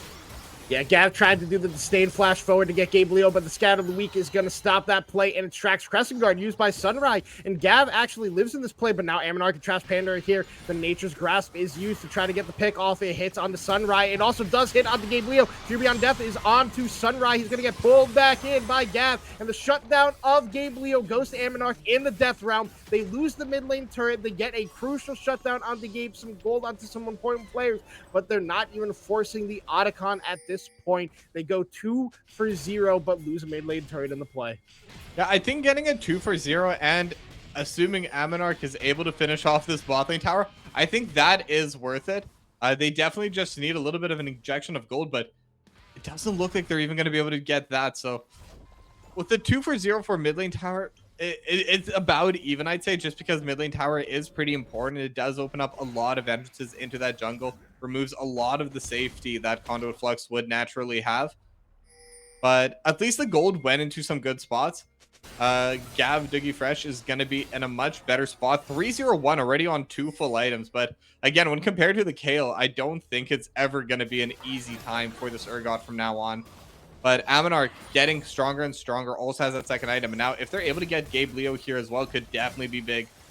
Yeah, Trash Panda goes with the engage from the Hex Flash. They're trying to get onto Gabe Leo as much as possible, but not going to be able to pick up that kill down there in the bot lane. I mean, to your point, Narva is very strong, but if Narva gets below the thresh point and the ultimate is down, he just gets absolutely executed by Gav. So it really becomes a mental game of when to use that ultimate between both of these top laners in these team fights. And Gav is having a really good game. So is Ammonarch. The people who have been suffering on the side of Flux is Soxathize and Tortuga. Bot lane turret gonna go over into the pocket of Gav, but it's going to be a close game the later we get into this one. The Otacon is being started up here by the side of Conduit Flux. There's no vision on the side of Dorado. They're finally going to get a ward on it. They're going to look to collapse on this play. It's already about half health. Gabe is already walking into this one. Sunrise coming in. Narva is already using that TP. Nature's Grasp used to keep Gabe Leo out of this play. It's going to go over to the side of Conduit Flux, but are they able to get out of this one? Sunrise already going in. Death Grasp is used to pull him back. Trash Panda is just saying, guys, get out of here. I am the sacrificial lamb. Narva gets his first kill of the game, but Ammonarch stayed. He's popping in the death round. It's going to be Efron. Efron is going to try to fight his way out of this one. Not going to work. Ends up using the flash, but still goes down in the end. But now Narva is free heading. Ammonarch is down. Narva picking up his second kill of the game. Sunrise in a little bit of trouble, but they're going to be able to kite this one out. At the end of the day, Flux gets Otacon, but lose 2 in the process, and they're going to drop this Dragon. So even on Dragons, Dragon Stop is completely stopped, but game's still going anybody's way at this point. Yeah, it's definitely a little bit... It's a pretty even trade, but getting that second Mountain Dragon on the side of Dorado Lambda is definitely going to help them out a lot, as maybe stolen, but nope. Super Mega Death Rocket not going to be able to come out in time here from Tortuga. But they're just continuing their pressure right now from Dorado Lambda. They got the Dragon, they got the fight, and now they're looking for even more as Tortuga getting jumped upon. Yeah, Tortuga is the focus. He flashes away, but Gabe still hits the 2-man scout of the week, and now Sox is in a little bit of trouble. Gabe Leo was trying to push his advantage, use the Unleashed Power on the Tortuga, but a nice barrier, but now the focus is being onto Trash Panda, ends up going down to Narva again. This Kale is a problem, and she's not even level 16 yet. Yeah, it came down from 0-0-0 to 3-0-0. And that's not even because they happen to get the last hits. That's because Kale is just strong now. As now Gav might be the next target.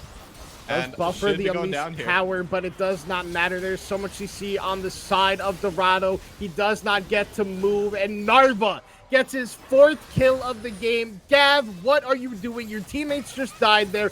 Why are you trying to defend that tower? Yeah, I think they TP'd down to try and help the team, but there was no team fight to be had, and I think part of their reasoning is that that looked like a bad fight to take, but I'm not sure if there are going to be too many good fights to take on the side of Conduit Flux. I like that they are knowing that they're disadvantaged before they try to start fights, so they just kind of cancel the play entirely, but they seem to make that decision just a little bit too late. It happened over in that Otacon fight as well. Socks to Thighs TP down, but they didn't start the fight, so Socks to Thighs was in a bad position, which kind of let Dorado Lambda get that free push in to the rest of the squad. It does show that Conduit Flux, they at least are thinking about their plays. They are communicating well as a team, and maybe that could be their saving grace later on if they can find a pick or two onto Dorado. But that's kind of the point they are in this game. Yeah, and I mean, the game was basically dead even, which now has ballooned to a almost 4K gold lead for the side of Dorado, just off of a passage of plays around that Otacon, able to get so much and really get Narva online in this game. Level 15, almost at that level 16 breakpoint that Kale is known for, and there has been no answer to him all game long. He has just been able to farm up as much as he wants to in the top lane. Took a whole first start for himself, got some pressure on the other side, and then eventually when he shows up to a team fight, made a huge impact already in this game. And the side of Conduit Flux, like you said, they have had the right idea for the plays, but they're just a little too late on getting the call back off of them and end up just getting punished for it. We saw it at the Otacon, then immediately into the bot lane, followed up by Gav in the bot lane as well. So it's just going to be rough for Conduit to try to get their way back into this one with a straight up 5v5 team fight. They're going to have to look for some picks, use the power of the comp they have drafted, and maybe they found Killer Fox right now. The Death Rescue's back onto him, but he heads forward to disengage Ammonarch, but nothing else coming out of that one. And now Sox is still being punished in this side lane by Gabe Leo. Yeah, and that's the struggle right now for Conduit Flux. Both their side lanes are kind of getting pushed in. I mean, Narva just playing super aggro into Gav Dougie Fresh now, and really not too much Gav can do about it. Even if they do trade back, even if they do land a couple skill shots, it's going to be an even trade as the fight breaking out in mid lane. Yeah, Fox ended up flashing forward. He's into the death realm now, but now Trash Panda is being engaged on Sunrise, getting a whole lot of damage down onto him. Killer Fox is still alive in this death realm, hasn't gone down yet, and now Ammonarch is in trouble in a bad spot, but able to get that one away. Killer Fox is way more tanky than you expect. You can't milk these. The classic Alistair quote, not even dying in the death realm for the Mordekaiser. Yeah, and it's kind of showing the lack of damage that they currently have on the side of Conduit Flux.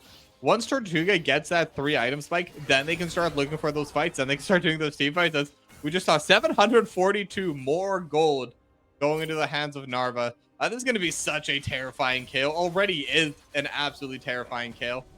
But one thing they could do on the side of Conduit is kind of this. They have a lot of crowd control, and they could get the kill before the ultimate does come out.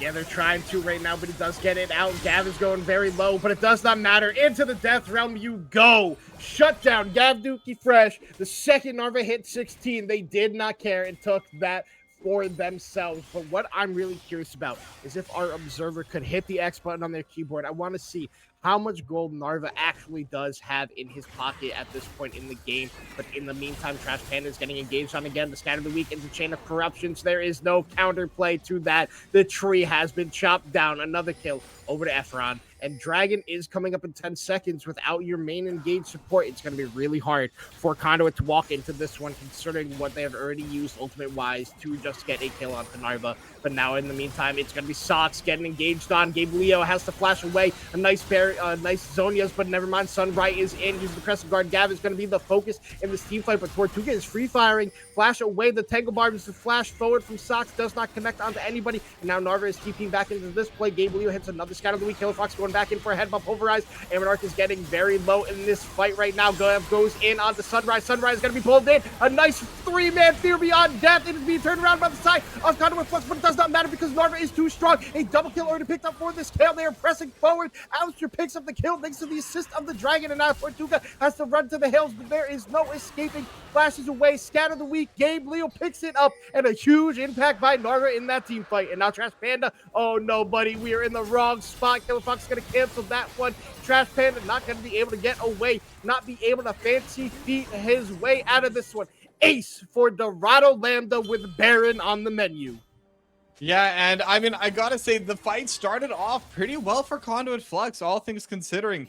But then Aminarch hooked in Killer Fox, and you cannot be hooking in the Alistar, especially when the ultimate is still available for Kayle. It's never gonna go well for you. Pop Blossom never even had a chance to be used in that team fight. Obviously, it was still a little bit on cooldown at the start of the fight because of that original gank onto Narva, but I mean, Killer Fox with the Narva combo there, there was nothing Conduit Flux could do once that Alistar got that knock up into 3. Yeah, and also a huge thing is that Killer Fox is so hard to kill in this game because they are mountain tracking stacking. He just has so many bonus resistances put onto him, and Alistar is known for being not as tanky as you expect until he pops that ultimate. But with the triple mountain dragon, with the aftershock being used, it is so hard to chop down this cow and turn him into ground beef, and we've seen that be an issue for the side of Conduit Flux. They really need Tortuga to get to that LDR, to get to the point where he can do damage. Even Sox doesn't do a lot of damage because he had to go with such a defensive build. Going with that Zonias as his second item makes it really difficult, but Aminarch is the person who can do damage to the team because of the percentile health damage that he does have on the Leandrines. It is the hope for the team, but it is so difficult for them to be able to execute these team fights. If Narva is around, it makes it so difficult to navigate these, to know when Kayle is going to use that Divine Judgment to keep somebody alive and really turn around a team fight for the side of Dorado. Yeah, but looking over at these scores right now for Dorado as well, like every single one of their carries has the items that they need. And with the 3 Mountain Drakes as well, Killer Fox and Sunrise both together are going to be just an absolutely massive front line that Conduit Flux are just going to be struggling to break through. Tortuga finally has the Infinity Edge, but again, 2 items on Jinx is okay, but it's not enough for the current pacing of the game. They're down 9k gold, and I think at this point, Dorado needs to make a mistake in order to throw this game. I don't know if Conduit Flux can bring it back just entirely on their own merit. Yeah, it really depends on the positioning, but they're going in onto Gabe Leo right now. Flash forward is already used. Gabe is already going to go down, but Pop Blossom is used on somebody who was already dead. I do not like that play, and he still picks up the kill onto Socks to Thighs with his last breath, getting that Unleashed power out just in time to pick that one up for himself. It ends up being 1-for-1, but it is a crucial shutdown for Conduit Flux to stop the momentum of the Baron push out of Dorado.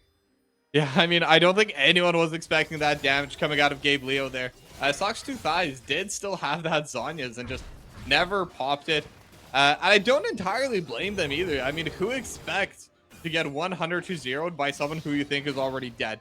Like, that's just a play that does not normally happen. And it's just a testament to how well Gabe Leo's playing, how cool they can keep their heads during these games, and just also the massive amount of gold that Gabe Leo is currently holding. Yeah, and Socks not having his best game on the Nico, and maybe things go differently for him if he does get that first blood solo kill with a level up from Gabe Leo, was the crucial factor for not having that happen, and was really able to just run the lane from that point on. And because of that, Socks, like I mentioned, had to go with this super defensive build, had to go for a full Zonias as a second item, so Nico not really having that damage to really get anybody super low or even just get that burst potential that you kind of expect out of this champion. And like, he went for the Arcane Comet, which is good for lane, but like later, if you're not landing these abilities, it feels like Electrocute would be better in these team fights to have that burst potential, as we have a little bit of a lag spike here. I don't know if that's just me though.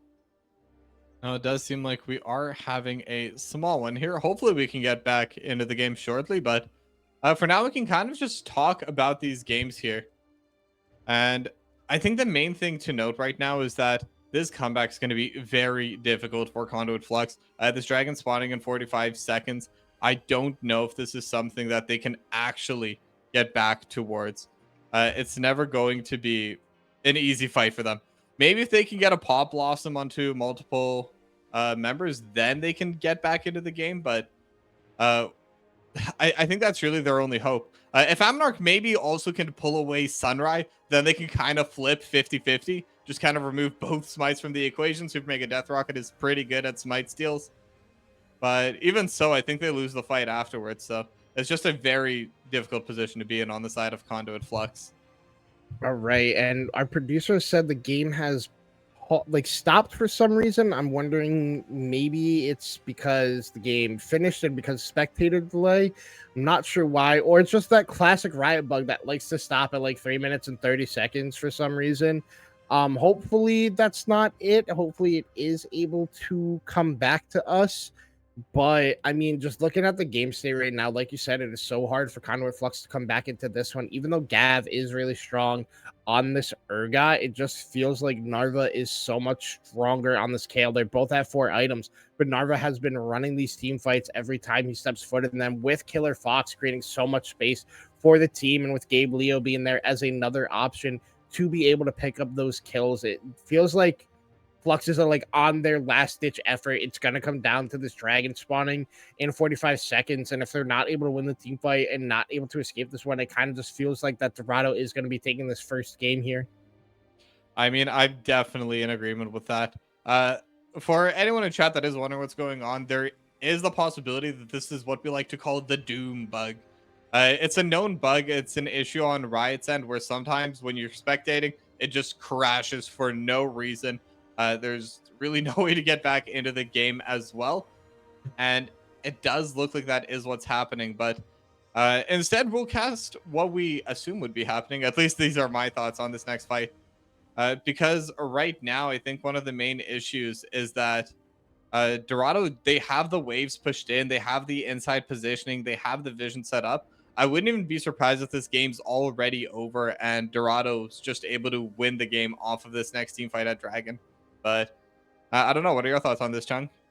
I mean, I can spoil it for everybody if we want to, if we assume we're not going to be getting back into this game. But I just feel like with the way that Dorado has been playing this game, it just kind of feels like there's going to be no counterplay out of the side of Conduit Flux. It feels like Dorado is just going to get the fight that they're looking for on their terms and just be able to make everything work from the space from Sunrise to Killer Fox, getting the engages and just creating it. But we are going to head to a quick break here. Hopefully we can get back into the game. If not, we will just be getting ready for game number 2. So we're going to figure that out. Do not go anywhere. We'll be right back in a couple of minutes.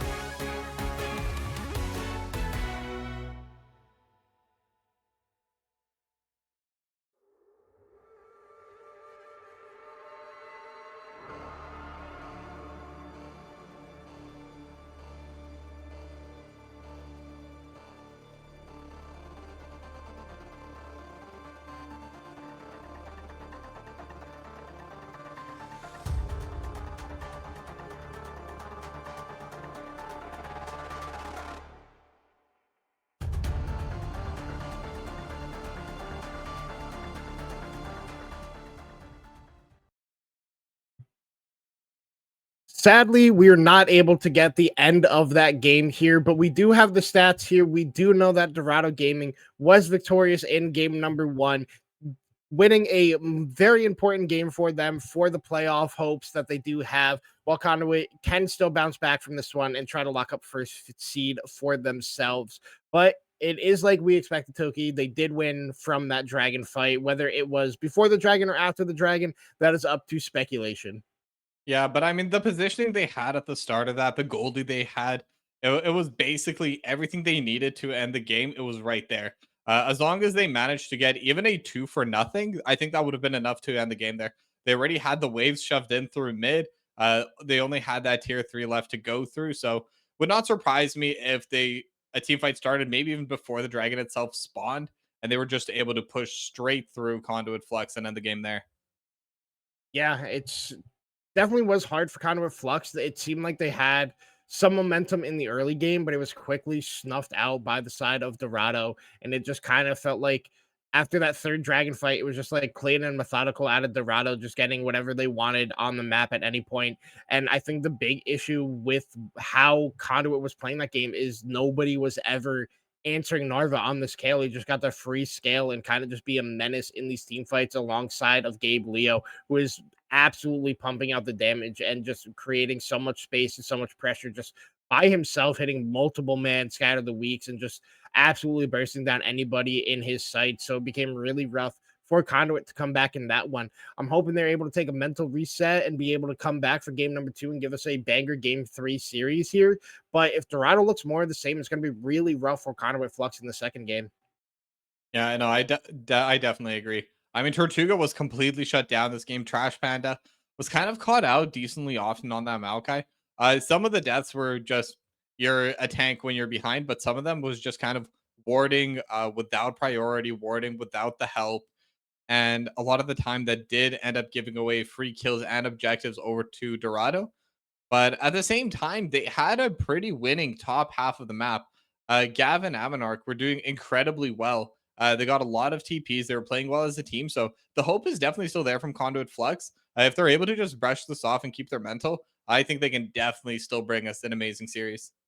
Yeah, I think they should be able to. And I think it really all stems on the mid lane matchup. I feel like Sox was not really involved in this game because Gabe was really just running the mid lane however he felt. And throughout the entire state of the game, whether it was in the mid lane or in a side lane, it was just Gabe Leo always chunking down Sox and not letting him actually get to play the game. And like we said, a lot of the plays made Tortuga get so far behind in that game and really struggle to have an impact that Jinx is known for, not really ever able to step forward in a team fight, get the damage that you're looking for out of this hyperscaling champion. And it just like slowly snowballed into Dorado just having a firm chokehold on that game number 1. I'm hoping I'm hoping Conduit, just a little bit more engaged. It's kind of rough when you're only engaged as Maokai, and if he just instantly gets burst by Syndra, there's no way to follow up on that one. So hopefully they're able to clean up the draft just a little bit and get some better engage options or more consistent ones that can really benefit from the team. It was all just odd Trash Panda to be followed up by everybody else, which made it so difficult. And it was kind of felt like Nautilus. When Nautilus is behind, you throw a Q in and you're dead and you go 0-10. It kind of felt the same way for Maokai in the game. You W forward and you just end up dying and nothing can be done about it. Yeah, that's just the sad nature of trying to play that tank over in the support role, especially when it is a tank like the Maokai, like the Nautilus, like you brought up. Leona also faced a similar issue. At least has that ultimate to kind of join in the fights as opposed to the other two. But I mean, it's just rough. I think you're right about that mid lane, though. I think Sox, we never really saw a big team fight pop blossom. Whether it's because Dorado was just able to kind of spread out enough in order to not get hit by it, but I think that was part of it. But I think the other big part of it was just Dorado was so far ahead. They had so much damage that you didn't really have the space or the ability to jockey for positioning. Conduit just had to take whatever fight they could. If there was any angle at all to go, they had to go because they were never going to find a different angle to go in. And especially with the Syndra just being as fed as they were, just dealing so much damage, scatter the weak, such a good counter engage as well. It really kind of forced Conduit Flux to take fights that were at 50-50 instead of something that was in their advantage. Yeah, and just, we're talking about game number 1. Just looking at the game as we got to see it, Toki, if you had to give player of the game to somebody on the side of Dorado, who would you be giving it to for that first game of the series here? I mean, definitely over in that mid laner for Dorado. I mean, they clearly played the best. I don't think there was any question about that. Just absolutely dominated the early game, dominated the side lane. And now we're even going to be heading into our draft right away here for game number 2. But at least the one good thing for Conduit Flux here is they no longer need to worry about the Syndra. That pick is going to be gone now. You said earlier on that they did manage to get the Penta over in the Emerald League with that. So, yeah, I think that Conduit's going to be glad it's gone. Yeah, I mean, I know the counterplay to beating Gabe Leo as he is my mid laner. I'm not going to tell that away here to the side of Conduit Flux because it would be an unfair advantage.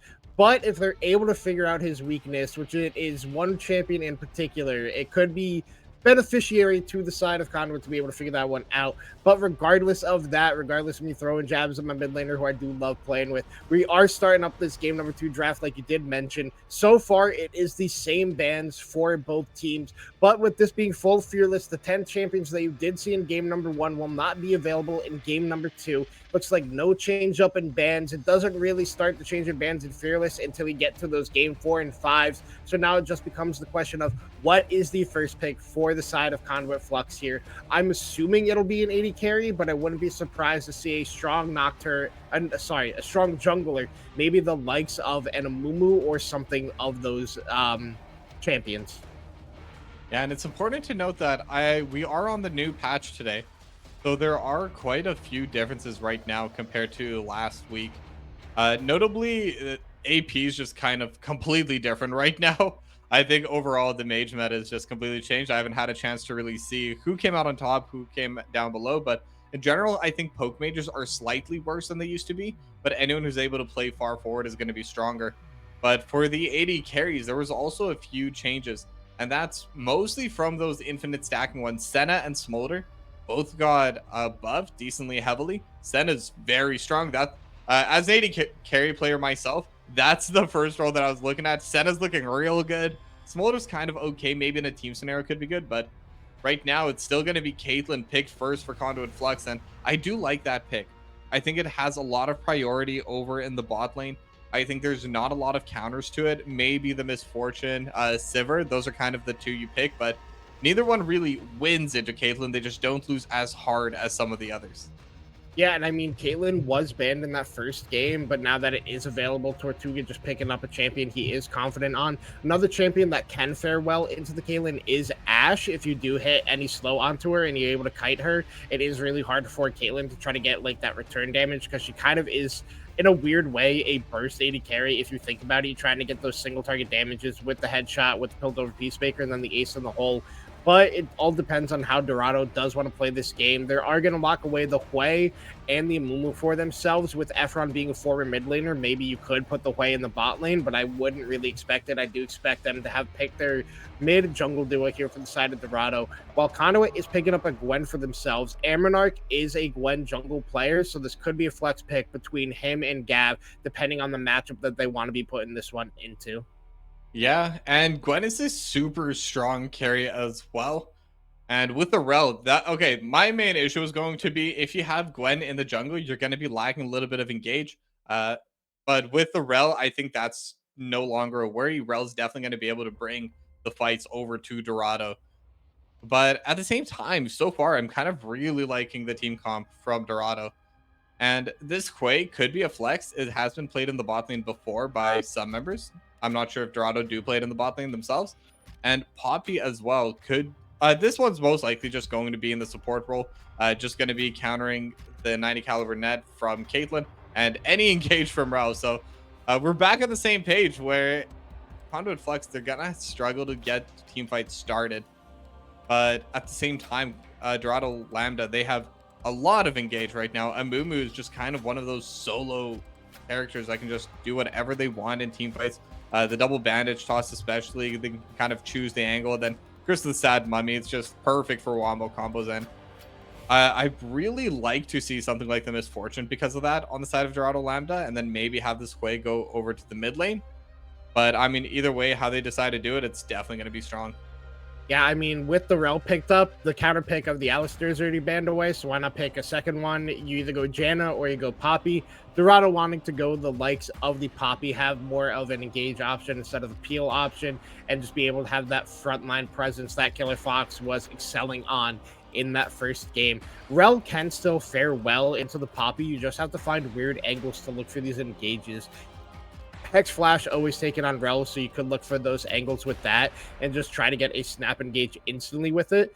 But it could be very difficult if you have no follow-up. Maybe I would like to see an Ornn this game coming out from Gav up in the top lane if this is going to be the Gwen in the jungle, give you team a second engage option with the support being picked up for the side of Dorado. Unless they're going to put it top lane for Narva, there's going to be no Braum to eat the Ornn horn. So it does give you that kind of guaranteed engage option that you are looking for on the side of Conduit at this point in the draft.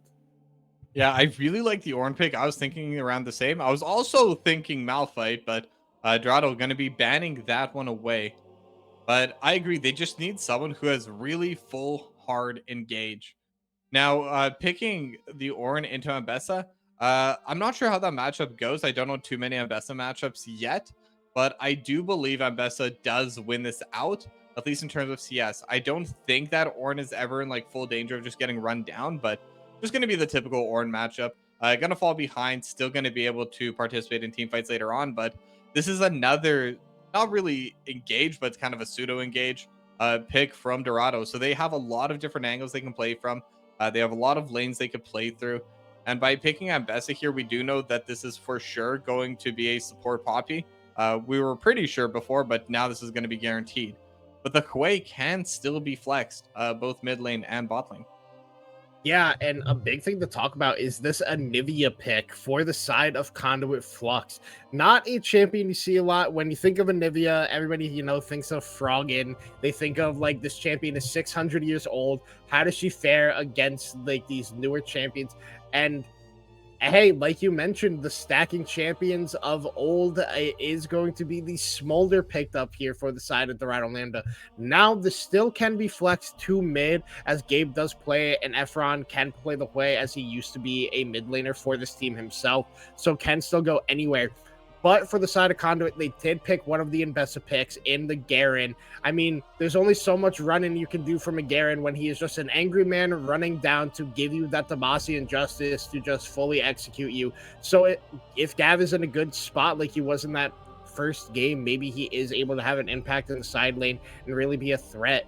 But I kind of really do like this Anivia pick for the side of Conduit because it makes it really hard for the side of Dorado to engage into it because of that Anivia wall. You can just zone out the rest of the team. If a Mumu flies in, you throw the Anivia wall down and they all have to run around it through the ultimate, through the slow field, and it kind of just disconnects the Mumu from the rest of the team. So one issue I do have with this Conduit Flux draft is it kind of seems like they want to do both, run into the enemy team and also disengage at the same time. I think that they don't really have an identity with this draft because Gwen and Garen, they just want to go. They want to get in the middle of the enemy team as fast as possible. Whether it's a flank straight on, doesn't matter. As long as they're in the team, they're happy. But at the same time, Anivia is not really one of those push forward champions so much as slow things down, control them, make them come into us, and then there's just nothing they can do about it. And Caitlyn as well can kind of position forward, but isn't really good at chasing down those kinds of plays, like something like a Jinx would be better, for example, there. But obviously with the Fearless, they're not going to be able to pick it. So I do think there is going to be a little bit of an issue there for Conduit Flux. And then when their only engages that Brel and there's a Poppy, it's going to be so difficult for them. Yeah, and I think another thing, like you said, is that like the comp is disconnected. While Garen, Gwen, and Rel are engaging, who is peeling for Caitlyn and for Anivia? If Narva gets that public execution onto either of them and the rest of their team is 30 yards away from them, it's going to be mayhem for the side of Conduit because their backline is just going to die and they're going to have no retaliation damage onto the Hui or the Smolder that is just trying to assassinate poke from 60 yards away and get that damage out that way. I think Conduit can make this draft work as these are comfort champions for all of them, but I think Dorado has the more concise, identified team comp here in this game number 2 draft. Yeah, I really like Dorado's draft this game. I think it's really well rounded. They have a lot of different ways of engaging. They have decently strong lanes. Their only issue is that Caitlyn's going to be able to out-prio the Smolder early game, but because you have a Poppy in support, Rel can't engage, so you can never really get the kills out of it. You can maybe get a CS lead on the side of Conduit, but that's all you can get. And if you're Tortuga, you definitely want more than that, especially when you know how hard this Smolder can scale. And because it's also that melee tank matchup, the Garen's just going to be running into them. Same with the Gwen. The Smolder shouldn't have a difficult time stacking up, especially once that mid game comes through and both these teams are going to be fighting for the objectives. I would not be shocked to see the Smolder just getting stacks on stacks on stacks. Yeah, and I mean, I think the thing Conduit needs to do is use this Caitlyn prio to keep Smolder out of the game for as long as possible. He will eventually get to those stacks. He will eventually be online with that execute. But Caitlyn has such a strong matchup into Smolder that if you just keep him pushed on a turret and you do what Caitlyn is supposed to do with her prio in lane, take that first turret by, like, ideally you want to take it by 12 minutes so you can get her in another lane to start collecting plates and not have that mid-game power trough that Caitlyn is known for. If Conduit doesn't do it, it's going to be a rough uphill battle for them in game number 2. But Toki, if you think, I'm curious where you're lying with this one. Do you think Dorado's going to get the 2-0, or do you think Conduit is going to push us to a game number 3? I think it's going to be a 2-0. I think this draft is really difficult to play for Conduit. I believed in them earlier, but can't believe in them now. All right, so Chai was in the kitchen a little bit too much with this draft, as that is their coach, but maybe he has the belief in the players on their champions. We're going to head to a short break as we wait for spectator delay to see if Conduit can push us to game number 3 and try to get that first seed, or if Dorado will push themselves in the playoffs. Don't go anywhere. We'll be right back.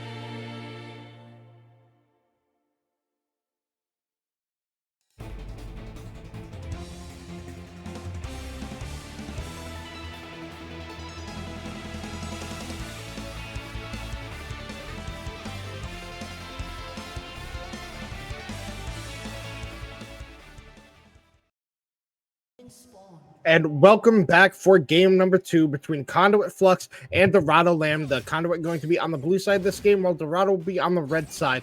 Before we get into any major action, I want to give a quick shout out to ProComps, our sponsor and a game changer app for the league community. This isn't just like the other tools, it's your personal draft coach, perfect for both teams and solo players. In fact, you can pair it with any other app you use. With ProComps, you'll receive real-time drafting advice with tailored champion picks and band recommendations. It stands out with features such as the ability to generate champion pools in seconds that you can share with friends, a post-draft guide to attack the game. You can generate comps based on your preferences. Coaches and analysts can even create personalized tier lists. Think of it as having a virtual strategy kit and draft tool all in one. The app has already over 280,000 downloads and thousands of daily users like you. ProComps is user-friendly and totally free. It's a no-brainer to at least give it a go. Download ProComps now, and you'll experience a whole new level of drafting power in your league games. Go to procomps.gg, download from Overwolf, or click the link in our bio, and that is ProComps, the draft and game sponsor for all of Blue Otter League. Yeah, and with that, I'm already noticing some pretty interesting things over in this first game. Tortuga is just going to get poked down by Killer Fox, but it's important to note that Efron will be piloting this way over in the bot lane, and Gabe Leo is going to be playing that Smolder, and it's a grasp of the Undying Smolder. Now, I'm not sure too much about that one. I think in some matchups it can be good, especially over in the mid lane, but I think into an Anivia, it's going to be really difficult to get any kind of procs from it. Maybe they just want some of the secondaries from that green tree, but I mean, it's still going to be very fun to see how Gabe Leo does play the Smolder in this game. I mean, the only real other keystone you can go in this match was like maybe Fleet Footwork or like Arcane Comet. I think the Grasp is like completely fine to go here, considering you do have like the similar range to Anivia, so you should be able to abuse that, especially because the Q does proc the on-hit effects. But on the top lane, a little bit of scrapping, nothing really coming out of this one, except now Narva is going in onto Gab Diggy Fresh, and they're both about half HP now, but we're kind of in the spot where it's more the same in the mid lane. Gabe Leo is really giving Sox a rough time here. Yeah, and it's difficult to play on the side of Anivia, but I think the way you should be playing it if you're Anivia, you just stay back. You let the wave push into you, because Smolder will eventually shove into you. That's just something that Smolder will be doing passively, especially once those stacks start coming in and the Q becomes AoE. You will always have a wave to farm, and when you're Anivia, you're not really one that's trying to pressure into your lane. It's a Mumu versus Gwen jungle matchup, so you're not going to get pressure too much in the jungle. So just get your CS, get your TP, and once you have a couple items where you can start threatening onto this Smolder, then you can start playing up and playing aggro. Yeah, and we saw there that because Narva got the push onto Gav, they tried to collapse on the jungle of Amonarch and get that Scuttle Crab, but he's able to get that one and get out. And I was going to try to go bot lane to respond to Sunrise going for this one. We see the bot lane on the minimap of the side of Conduit. Flux is already walking up to this one, and now Sunrise might be the person in a little bit of trouble. Just going to be forced off of this one, so Amonarch going to get a nice early lead for himself and pick up the double scuttle here at the start of the game. Yeah, going to be a pretty solid start for Amonarch, and this is a carry. Whenever you have that Gwen, you got to remember that this is someone who can teamfight extremely well, scales extremely well, just always going to be a threat for the side of Dorado. And getting that double scuttle is going to give a lot of levels. It's going to give a lot of gold. But what's interesting to me right now with that is Sunrise did go for that reset, has the Faded Ashes now, so it has a little bit of a power spike. And while Amonarch does have more gold overall, because they haven't spent it, they're not going to be able to get too much value out of it yet. And that is going to mean that if any kind of engagement starts coming through, if anyone starts trying to pressure on a certain objective, it could make it pretty hard, as we do see Amonarch taking the reset now. Yeah, and I just wanted to go back and touch on the point you made about this Smolder being in the mid lane.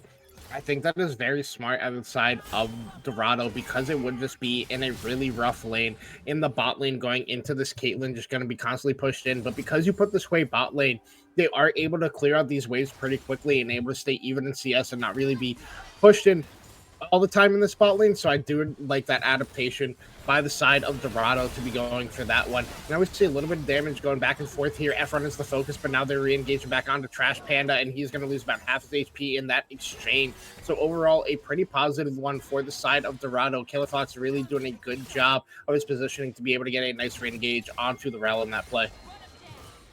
Yeah, but right now, look at the CS gap starting to open up in that mid lane. I say starting to open up, but it's 18 CS. That's 3 whole waves. The Gabe Leo has managed to last hit that Socks to Thighs has not. And I don't remember who brought it up in our Otter Talk, but they had faith in Gabe Leo for this game. And right now, that seems to definitely be the play. Gabe Leo's playing extremely well, even getting a little bit of those trades with the flap, but now could be getting jumped upon. Yeah, he uses the Mama flash away from Socks to Thighs, but Gabe immediately has to flash away as Amonarch is in the immediate vicinity. But overall, you're going to be happy is that for Socks, because that does give you a little bit of pressure in this lane now. And in the top lane, they're going back and forth on these exchanges. And overall, Gab will be better off for them because he can just regen his health. And obviously, Panda tried to freeze the wave for Tortuga, but Killer Fox not going to be letting that happen. And does so much damage on the backside. Could potentially even dive Panda solo if he wanted to, because he does have the ignite, but just going to back off that one and not go for the risky play.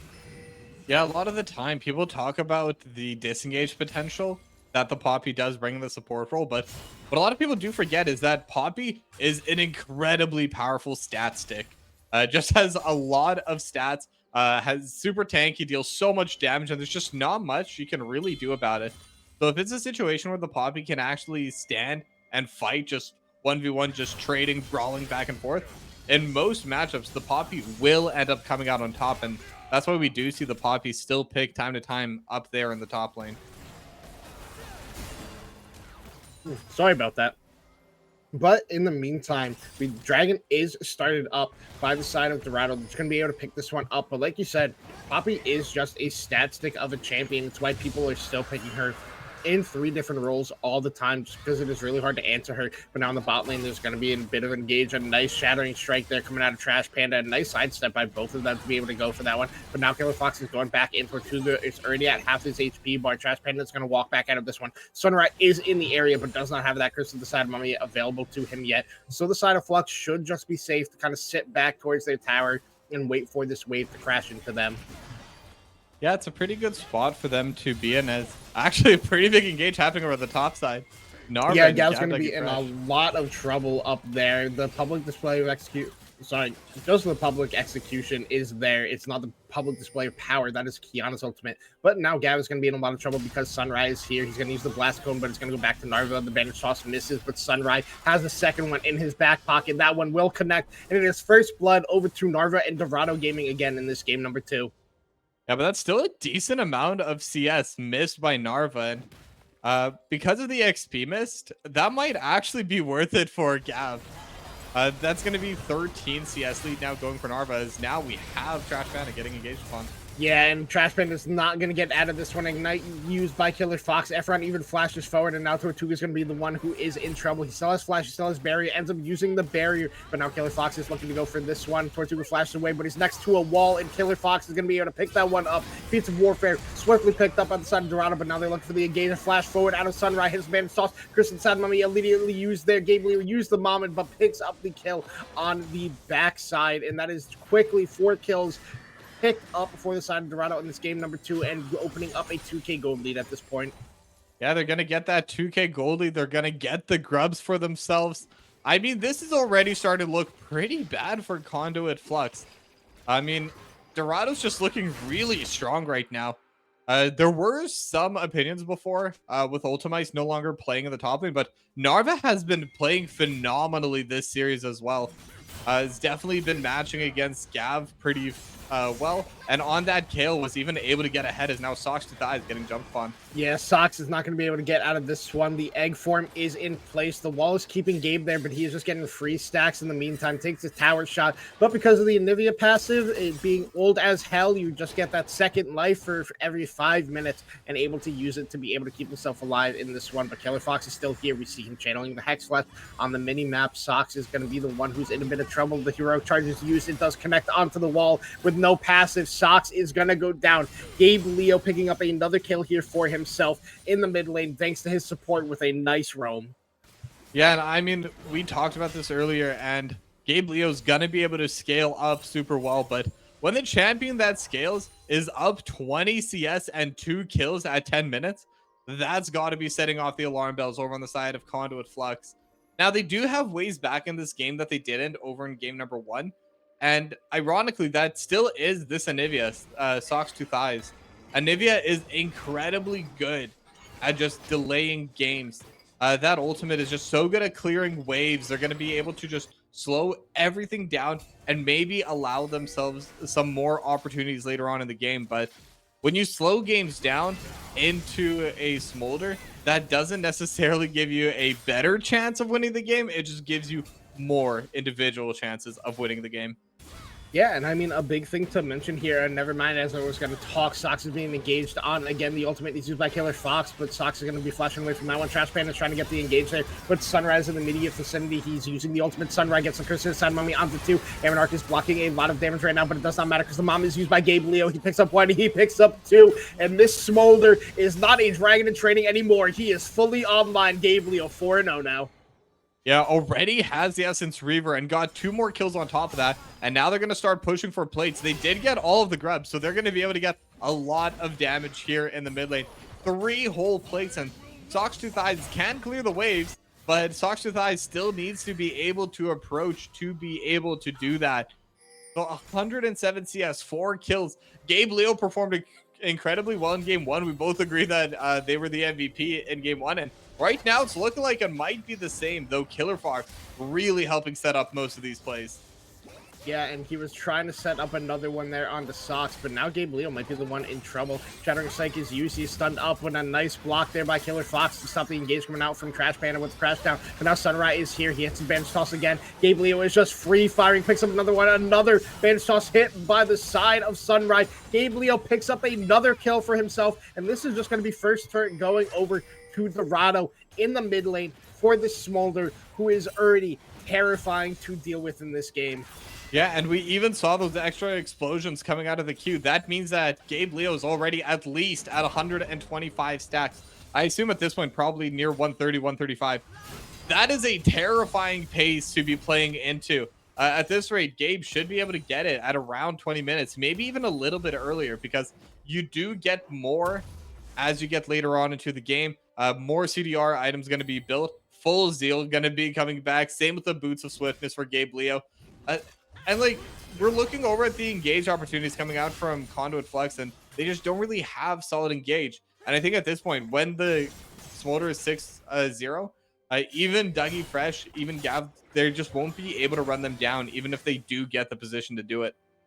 Yeah, and I mean, it is just looking really hard for Conduit here. They're even trying to have Sox be back in this game to have that wave clear to be able to stall this one out, but it is being quickly responded to by the side of Dorado. Trash Panda going to have to use the crash down out, and this is going to be Dragon over to the side of Dorado at this point in the game. I mean, a positive note for Conduit, they're dying as a team. They all have 1 death, so I mean, it's really hard to try to find an angle to come back in this game just because of how strong Gabe is. He is level 10. He's got the 6 kills. Efron is up in CS in the spot lane, and they're not doing the Caitlyn thing that you're supposed to be doing. You're supposed to be getting these huge lane advantages for yourself.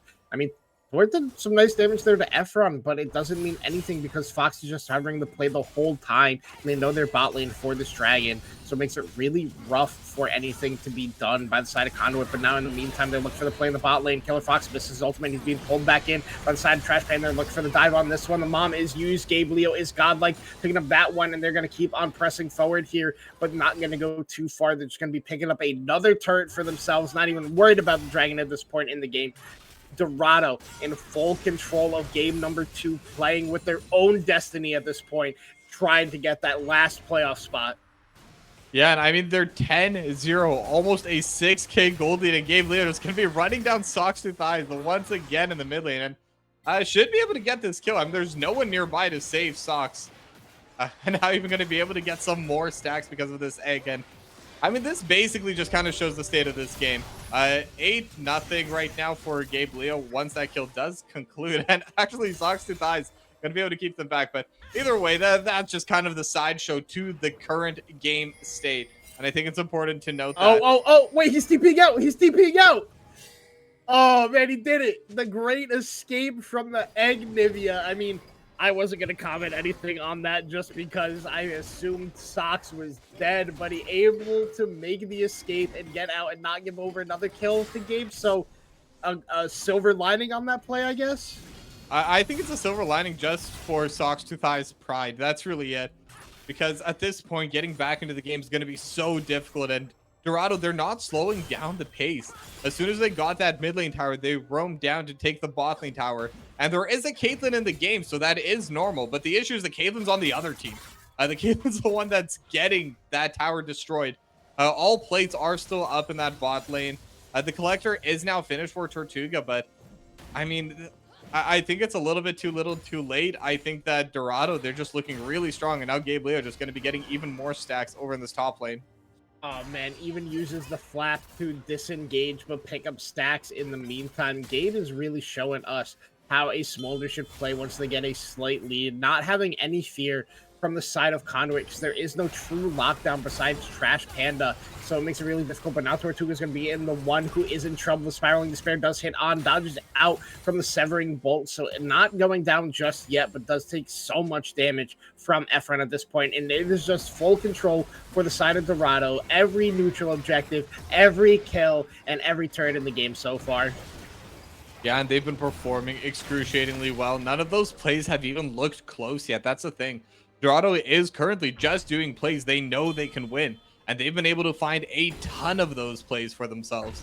I mean, we were talking about the CS lead earlier on in the mid lane, and now obviously Anivia is going to be able to catch up a little bit once that level 6 does come through, level 11 now. So, but there's still over a 20 CS gap in the mid lane. But look at that bot lane, 30 CS lead for Efron, and that's into a Caitlyn. Caitlyn is picked for that early game control. And right now, they just don't have anything there. Crash Panda, again, 0-4-0, playing that tank into that game and behind. And it's just looking really, really rough for Conduit Flux right now. Yeah, I mean, the only way they get back in this game is really by just stalling it out as long as possible. The Sox just getting gold onto everybody possible.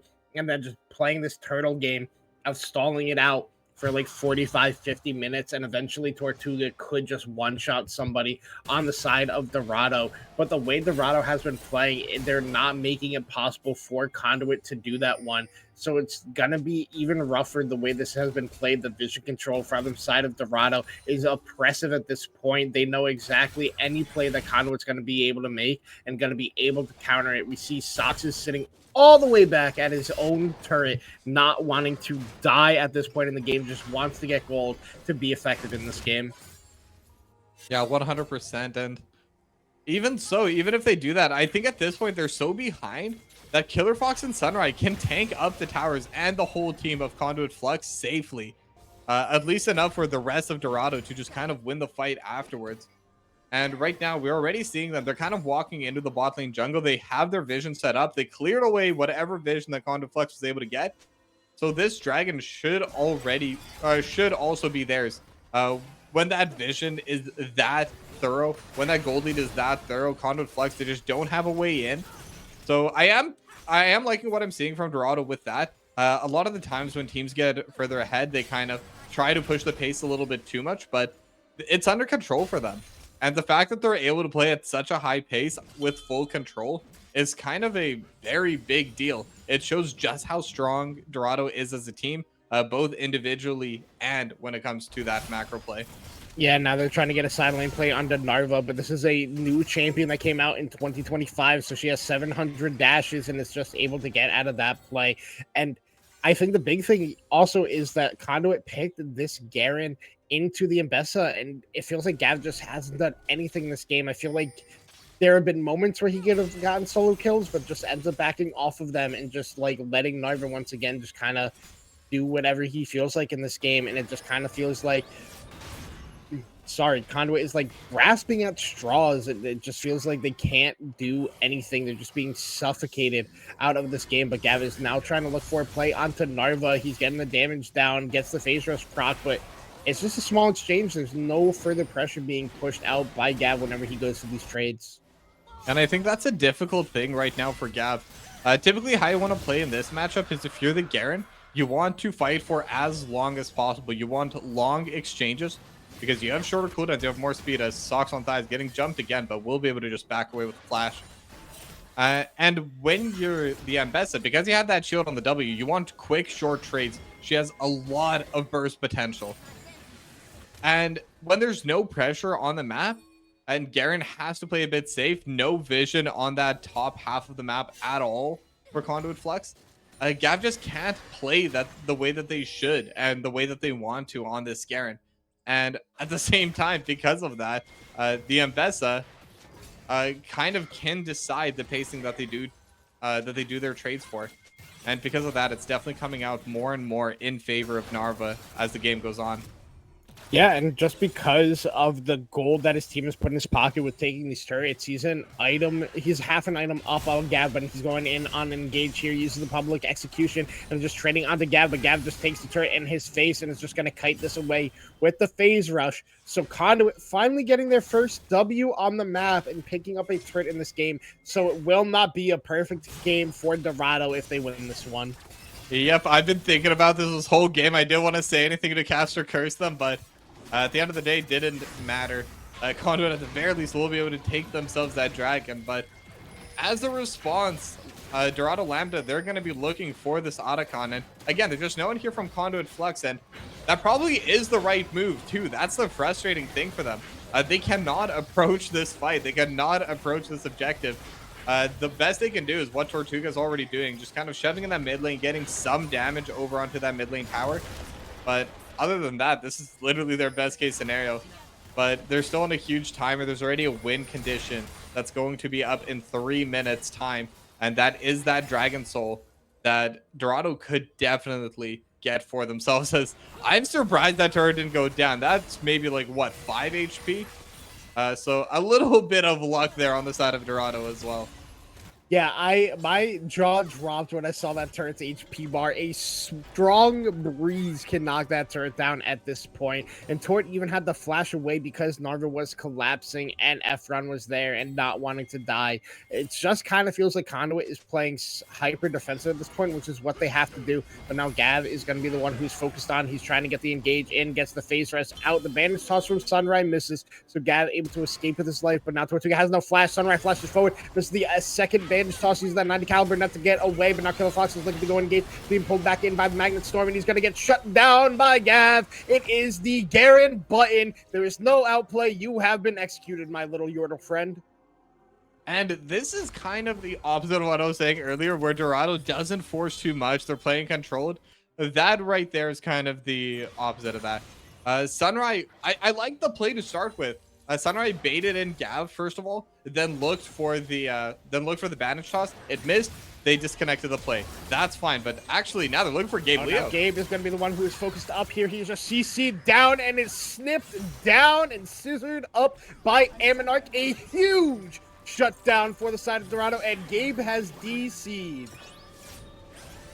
Now, let's hope and assume that that was maybe why Gabe Leo went down.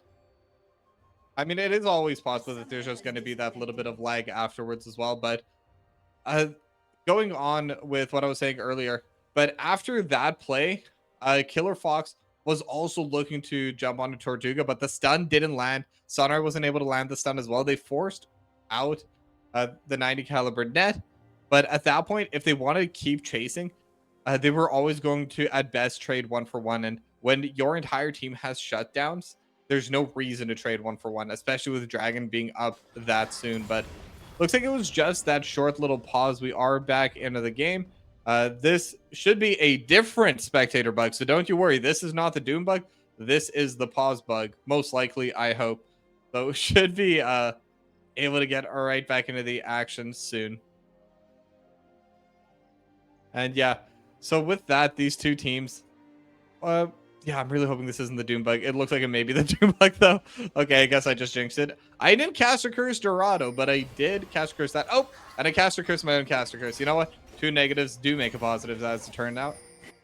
And so after this, the dragon is going to be spawning in a minute 20. There are going to be a decent amount of cooldowns that have been used. Aminarch did use Thread the Needle there. Should be back up for the dragon fight since it is actually a minute 10. I don't know why. I thought it was less. But it is going to be a little bit of that tricky positioning for them for this next fight. Yeah, and I mean, it's a huge shutdown, but it does feel bad for Gabe. I assume he was like DCing when he got engaged on. We see he still had the flash. He probably still had the E off of cooldown, so just not able to outplay it in any way. I feel like, I don't know if he would have even been able to because of the CC chain that came out, but maybe he would have. There would have been a slight buffer where he may have been able to have an angle to get out. But because of that, because of everything that was used by the side of Conduit that is now back up, except for that flash from Panda and Tortuga, it is going to be a hard dragon to still fight, but they do have to contest for it. They cannot give over this this infernal soul to the comp that Dorado has, especially with how strong Gabe Leo is. But now Trash Panda is in such a bad spot, and we can see that Gabe has hit the 225 stack points. Executed is Trash Panda. Now Gavin's in the back line. He's trying to get onto Gabe, but it is quickly and spitefully stopped by the side of Dorado, and now Narva is causing mayhem in the back line. Gabe in the front line. It does not matter. Socks in the egg form. Not gonna matter. Aminarch is trying to snip down Narva. He's gonna be able to get one in retaliation. Narva even used the flash, but it is still the team fight, and the Dragon Soul is gonna be picked up by the side of Dorado Gaming Lambda in this crucial game 2. Killer Fox is channeling the Hex Flash. They're still looking on to Aminarch, and Sunrise isn't even aggroing the Dragon, but it goes back and it's gonna secure it for his team. Yeah, I like that they did make sure to zone away Aminarch there at the end, just in case. It is a 4-for-1, but when that one is the jungler, you could lose the Dragon Soul there. But now with that, Baron is the only objective left on the map, and frankly, I don't see how Conduit Flux can stop it. They did get a couple really big shutdowns onto pretty key members. Aminarch is going to be a lot stronger now. And I mean, at this point, 3k gold isn't that big a deal, but what is a big deal is how the gold is spread out, because Gabe Leo is just an absolute monster right now and has so many stacks. I don't know the gold value of each of those stacks, but whatever it is a meaningful lead over Conduit Flux, and that's all that matters. Yeah, and because Aminarch lived and Trash Panda died so early in that fight, they're able to get up here and make sure that the Baron isn't started up by Dorado and taken down. And now Conduit, with their respawn time, isn't delaying backs. They're able to take over this area. And if Efron does do a face check here, he could be in for a world of hurt. Yeah, and but now Tortuga is actually the one being engaged on, but never mind. Efron does do the face check, and he gets taken down by Gav. Another shutdown. Now Sunrise used to the Curse of the Sad Mummy. It's only on to Aminarch. Narva is in the backline, but it does not matter. Shutdown over to Tortuga. The ultimate is used by Gabe Leo, but it is now a 2-for-0 for the side of Conduit in front of the Baron pit. They could start it, but they still got to be worried about Gabe and Narva on the backside of this fight. They are starting this up. This is a risky play for Conduit, but this is their avenue back into this one. We see the side of Dorado starting to position for this one. It is not fully committed to by the side of Conduit yet. They're looking for Gabe Leo. Trash Panda trying to get the engage, but he is taken down so low so quickly because of how strong Gabe is. And now this 3-man unit, not even a full, is pressing forward, and they do all the damage. And then the public execution used by Narva onto the back line. Trash Panda is already down, and he is already getting deleted. Is Narva. Gav is also getting deleted on the backside by Gabe Leo, but he gets to live. TP is being used by Efron. I think Gav is going to be able to kite this one out. It is saved play because of how strong Gabe is, hitting a huge 3-man queue and getting all the damage down. Narva able to pick that one back up, and now with Sunray on the map and Aminarch down, it is Barons in the sight for Dorado. Yeah, that Baron play was always going to be difficult for Conduit Flux, but they had to try and go for it. And at the end of the day, they did end up losing out too hard on it. It was a 2-for-1. Narva did go down there for Aminarch and Trash Panda, but because of the HP bars after that, it is definitely going to be a big moment there for Dorado Lambda, as we are reading about the Crimson Lucidity boots. It is important to note that they do have all of these feats for themselves, and they will be able to just keep upgrading their boots. It's just even more potential stats for that late game, that the scaling's already in favor of Dorado, and those boots are just going to help increase it even further. Yeah, an interesting thing is because we mentioned that I hadn't even noticed that Sunrise went for the cooldown boots in this game. You normally expect like plated steel caps or mercury treads, but I do like this adaptation. It lets you have that ult more actively, and also your Q cooldown is shorter, and so is your flash, so you have more engage options when people really aren't expecting it. When Amulus do the same build all the time, it's expected. But now Gabe Leo's going to be the focus. Get a nice flash forward by Trash Panda, hits the Shattering Strike. The damage coming down. Gabe Leo was already shut down. Killfax is a 3-man ultimate to get them out. Tortuga is fighting for his life. Flash away. He's trying to get the trade damage back. The ace of the hole is there. It's flashed away over Efron, and Killer Fox gets shot down by the Sheriff of Piltover. A big turning play for the side of Conduit Flux. You hate to see it. They both flashed to get saved. Gabe. Oh wait, no, sorry.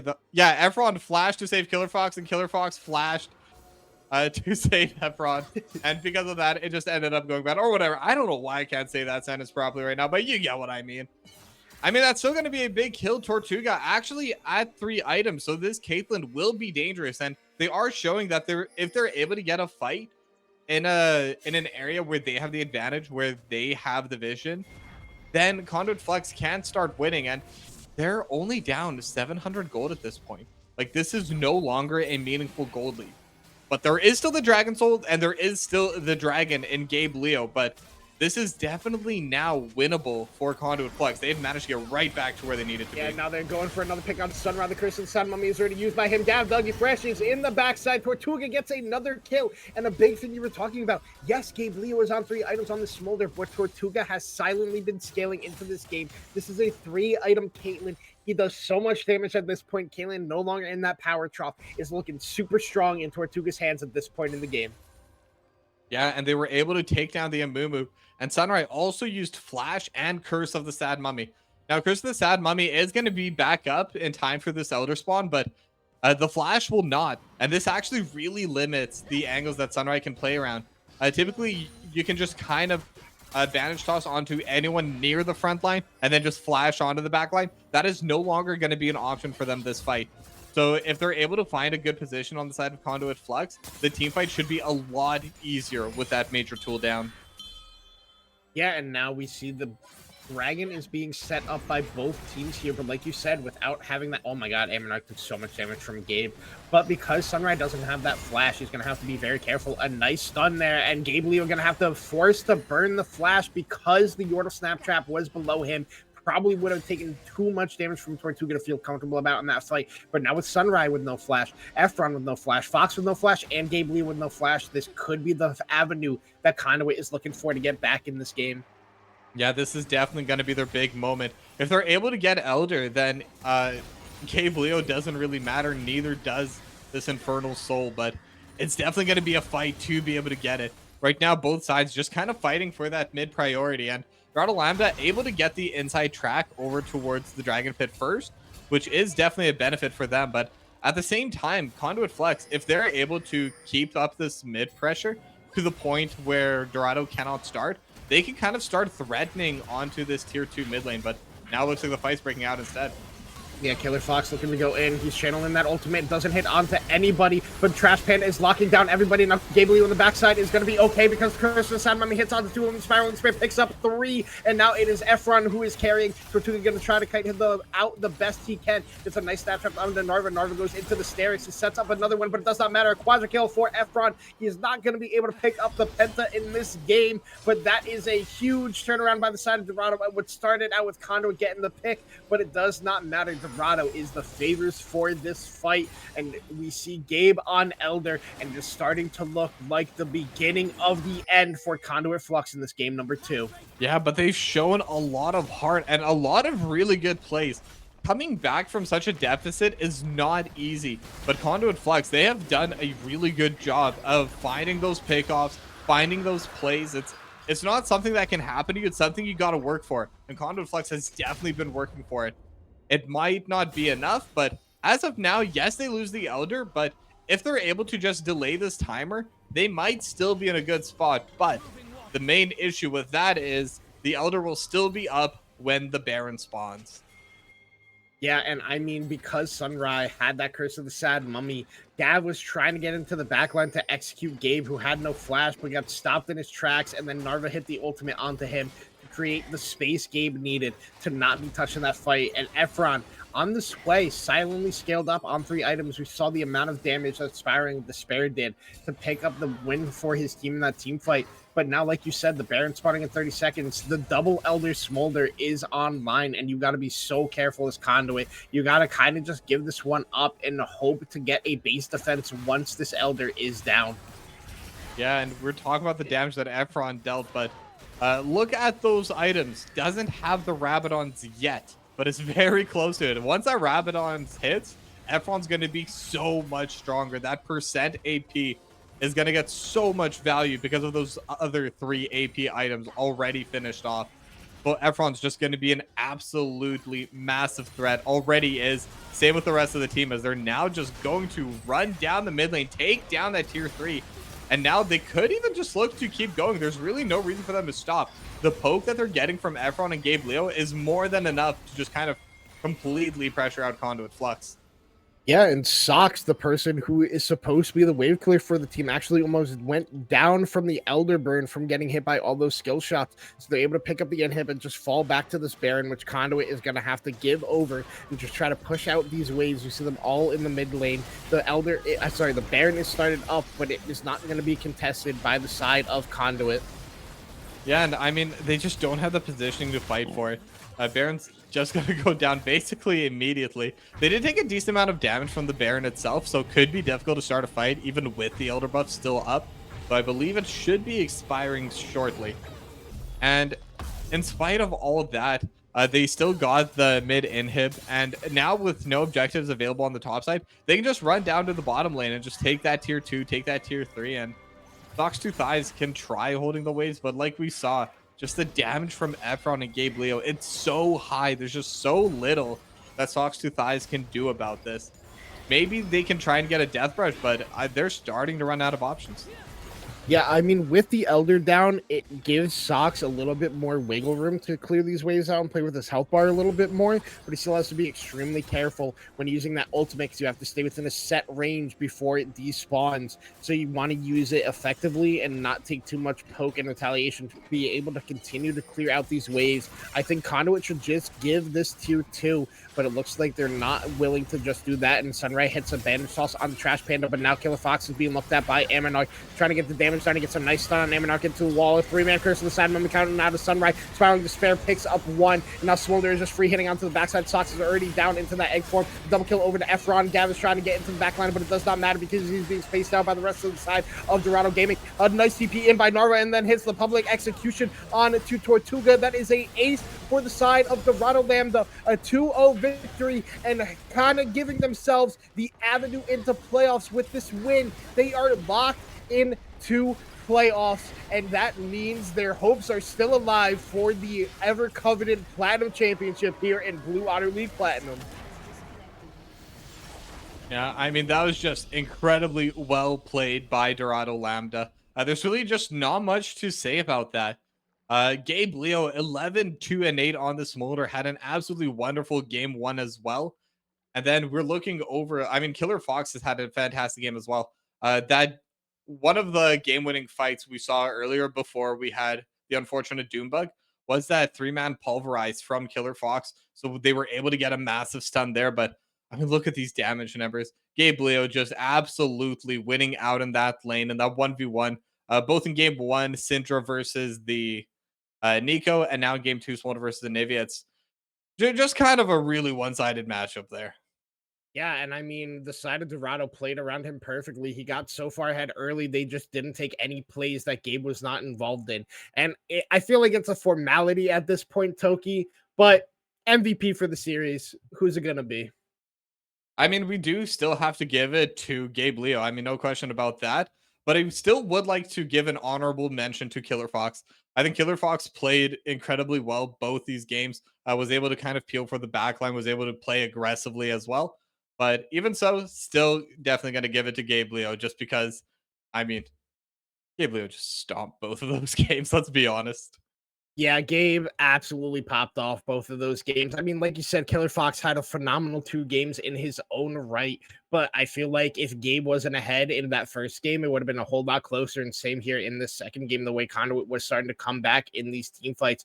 I mean, overall, Conduit is still locked for playoffs. I believe they're locked first seed. It depends on the point breakdown between them and Monkeys Inc., who did get a 2-0 victory tonight over TPO Redemption. So depending on how the points break down for that one, I think Conduit Flux can still have first seed going into playoffs, while Dorado has snuck into playoffs. It's probably the 5 seed, could be the 4th seed, depending on what happens between Contingent Purple and Monkey Sharks and Conduit Kraken.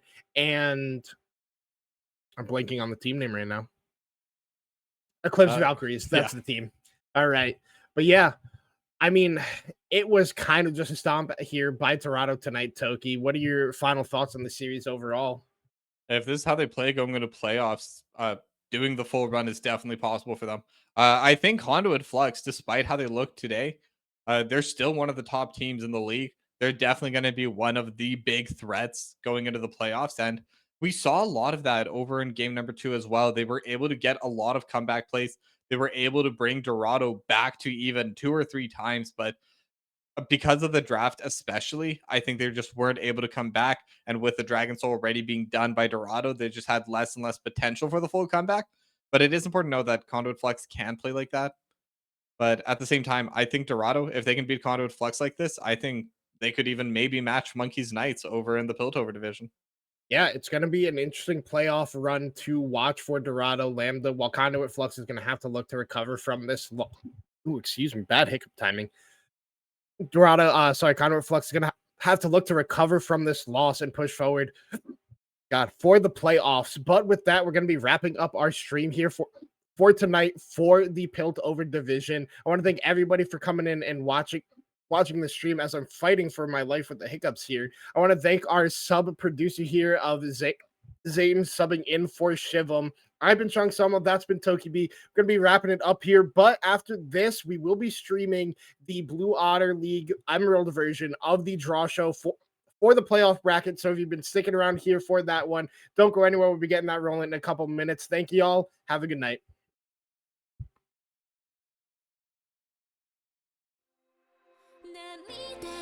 星に瞬きを伝えて守るものがあるからきっと強くなれる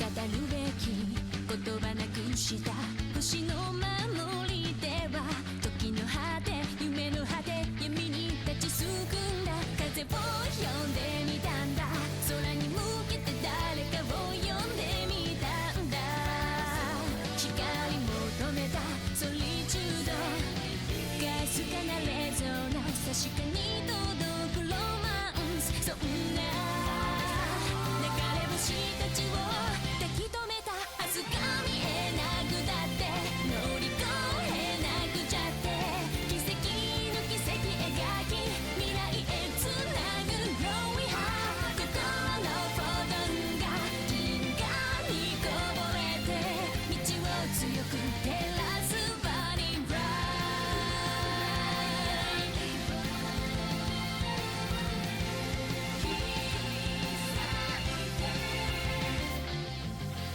それぞれの思い秘めた星の守り手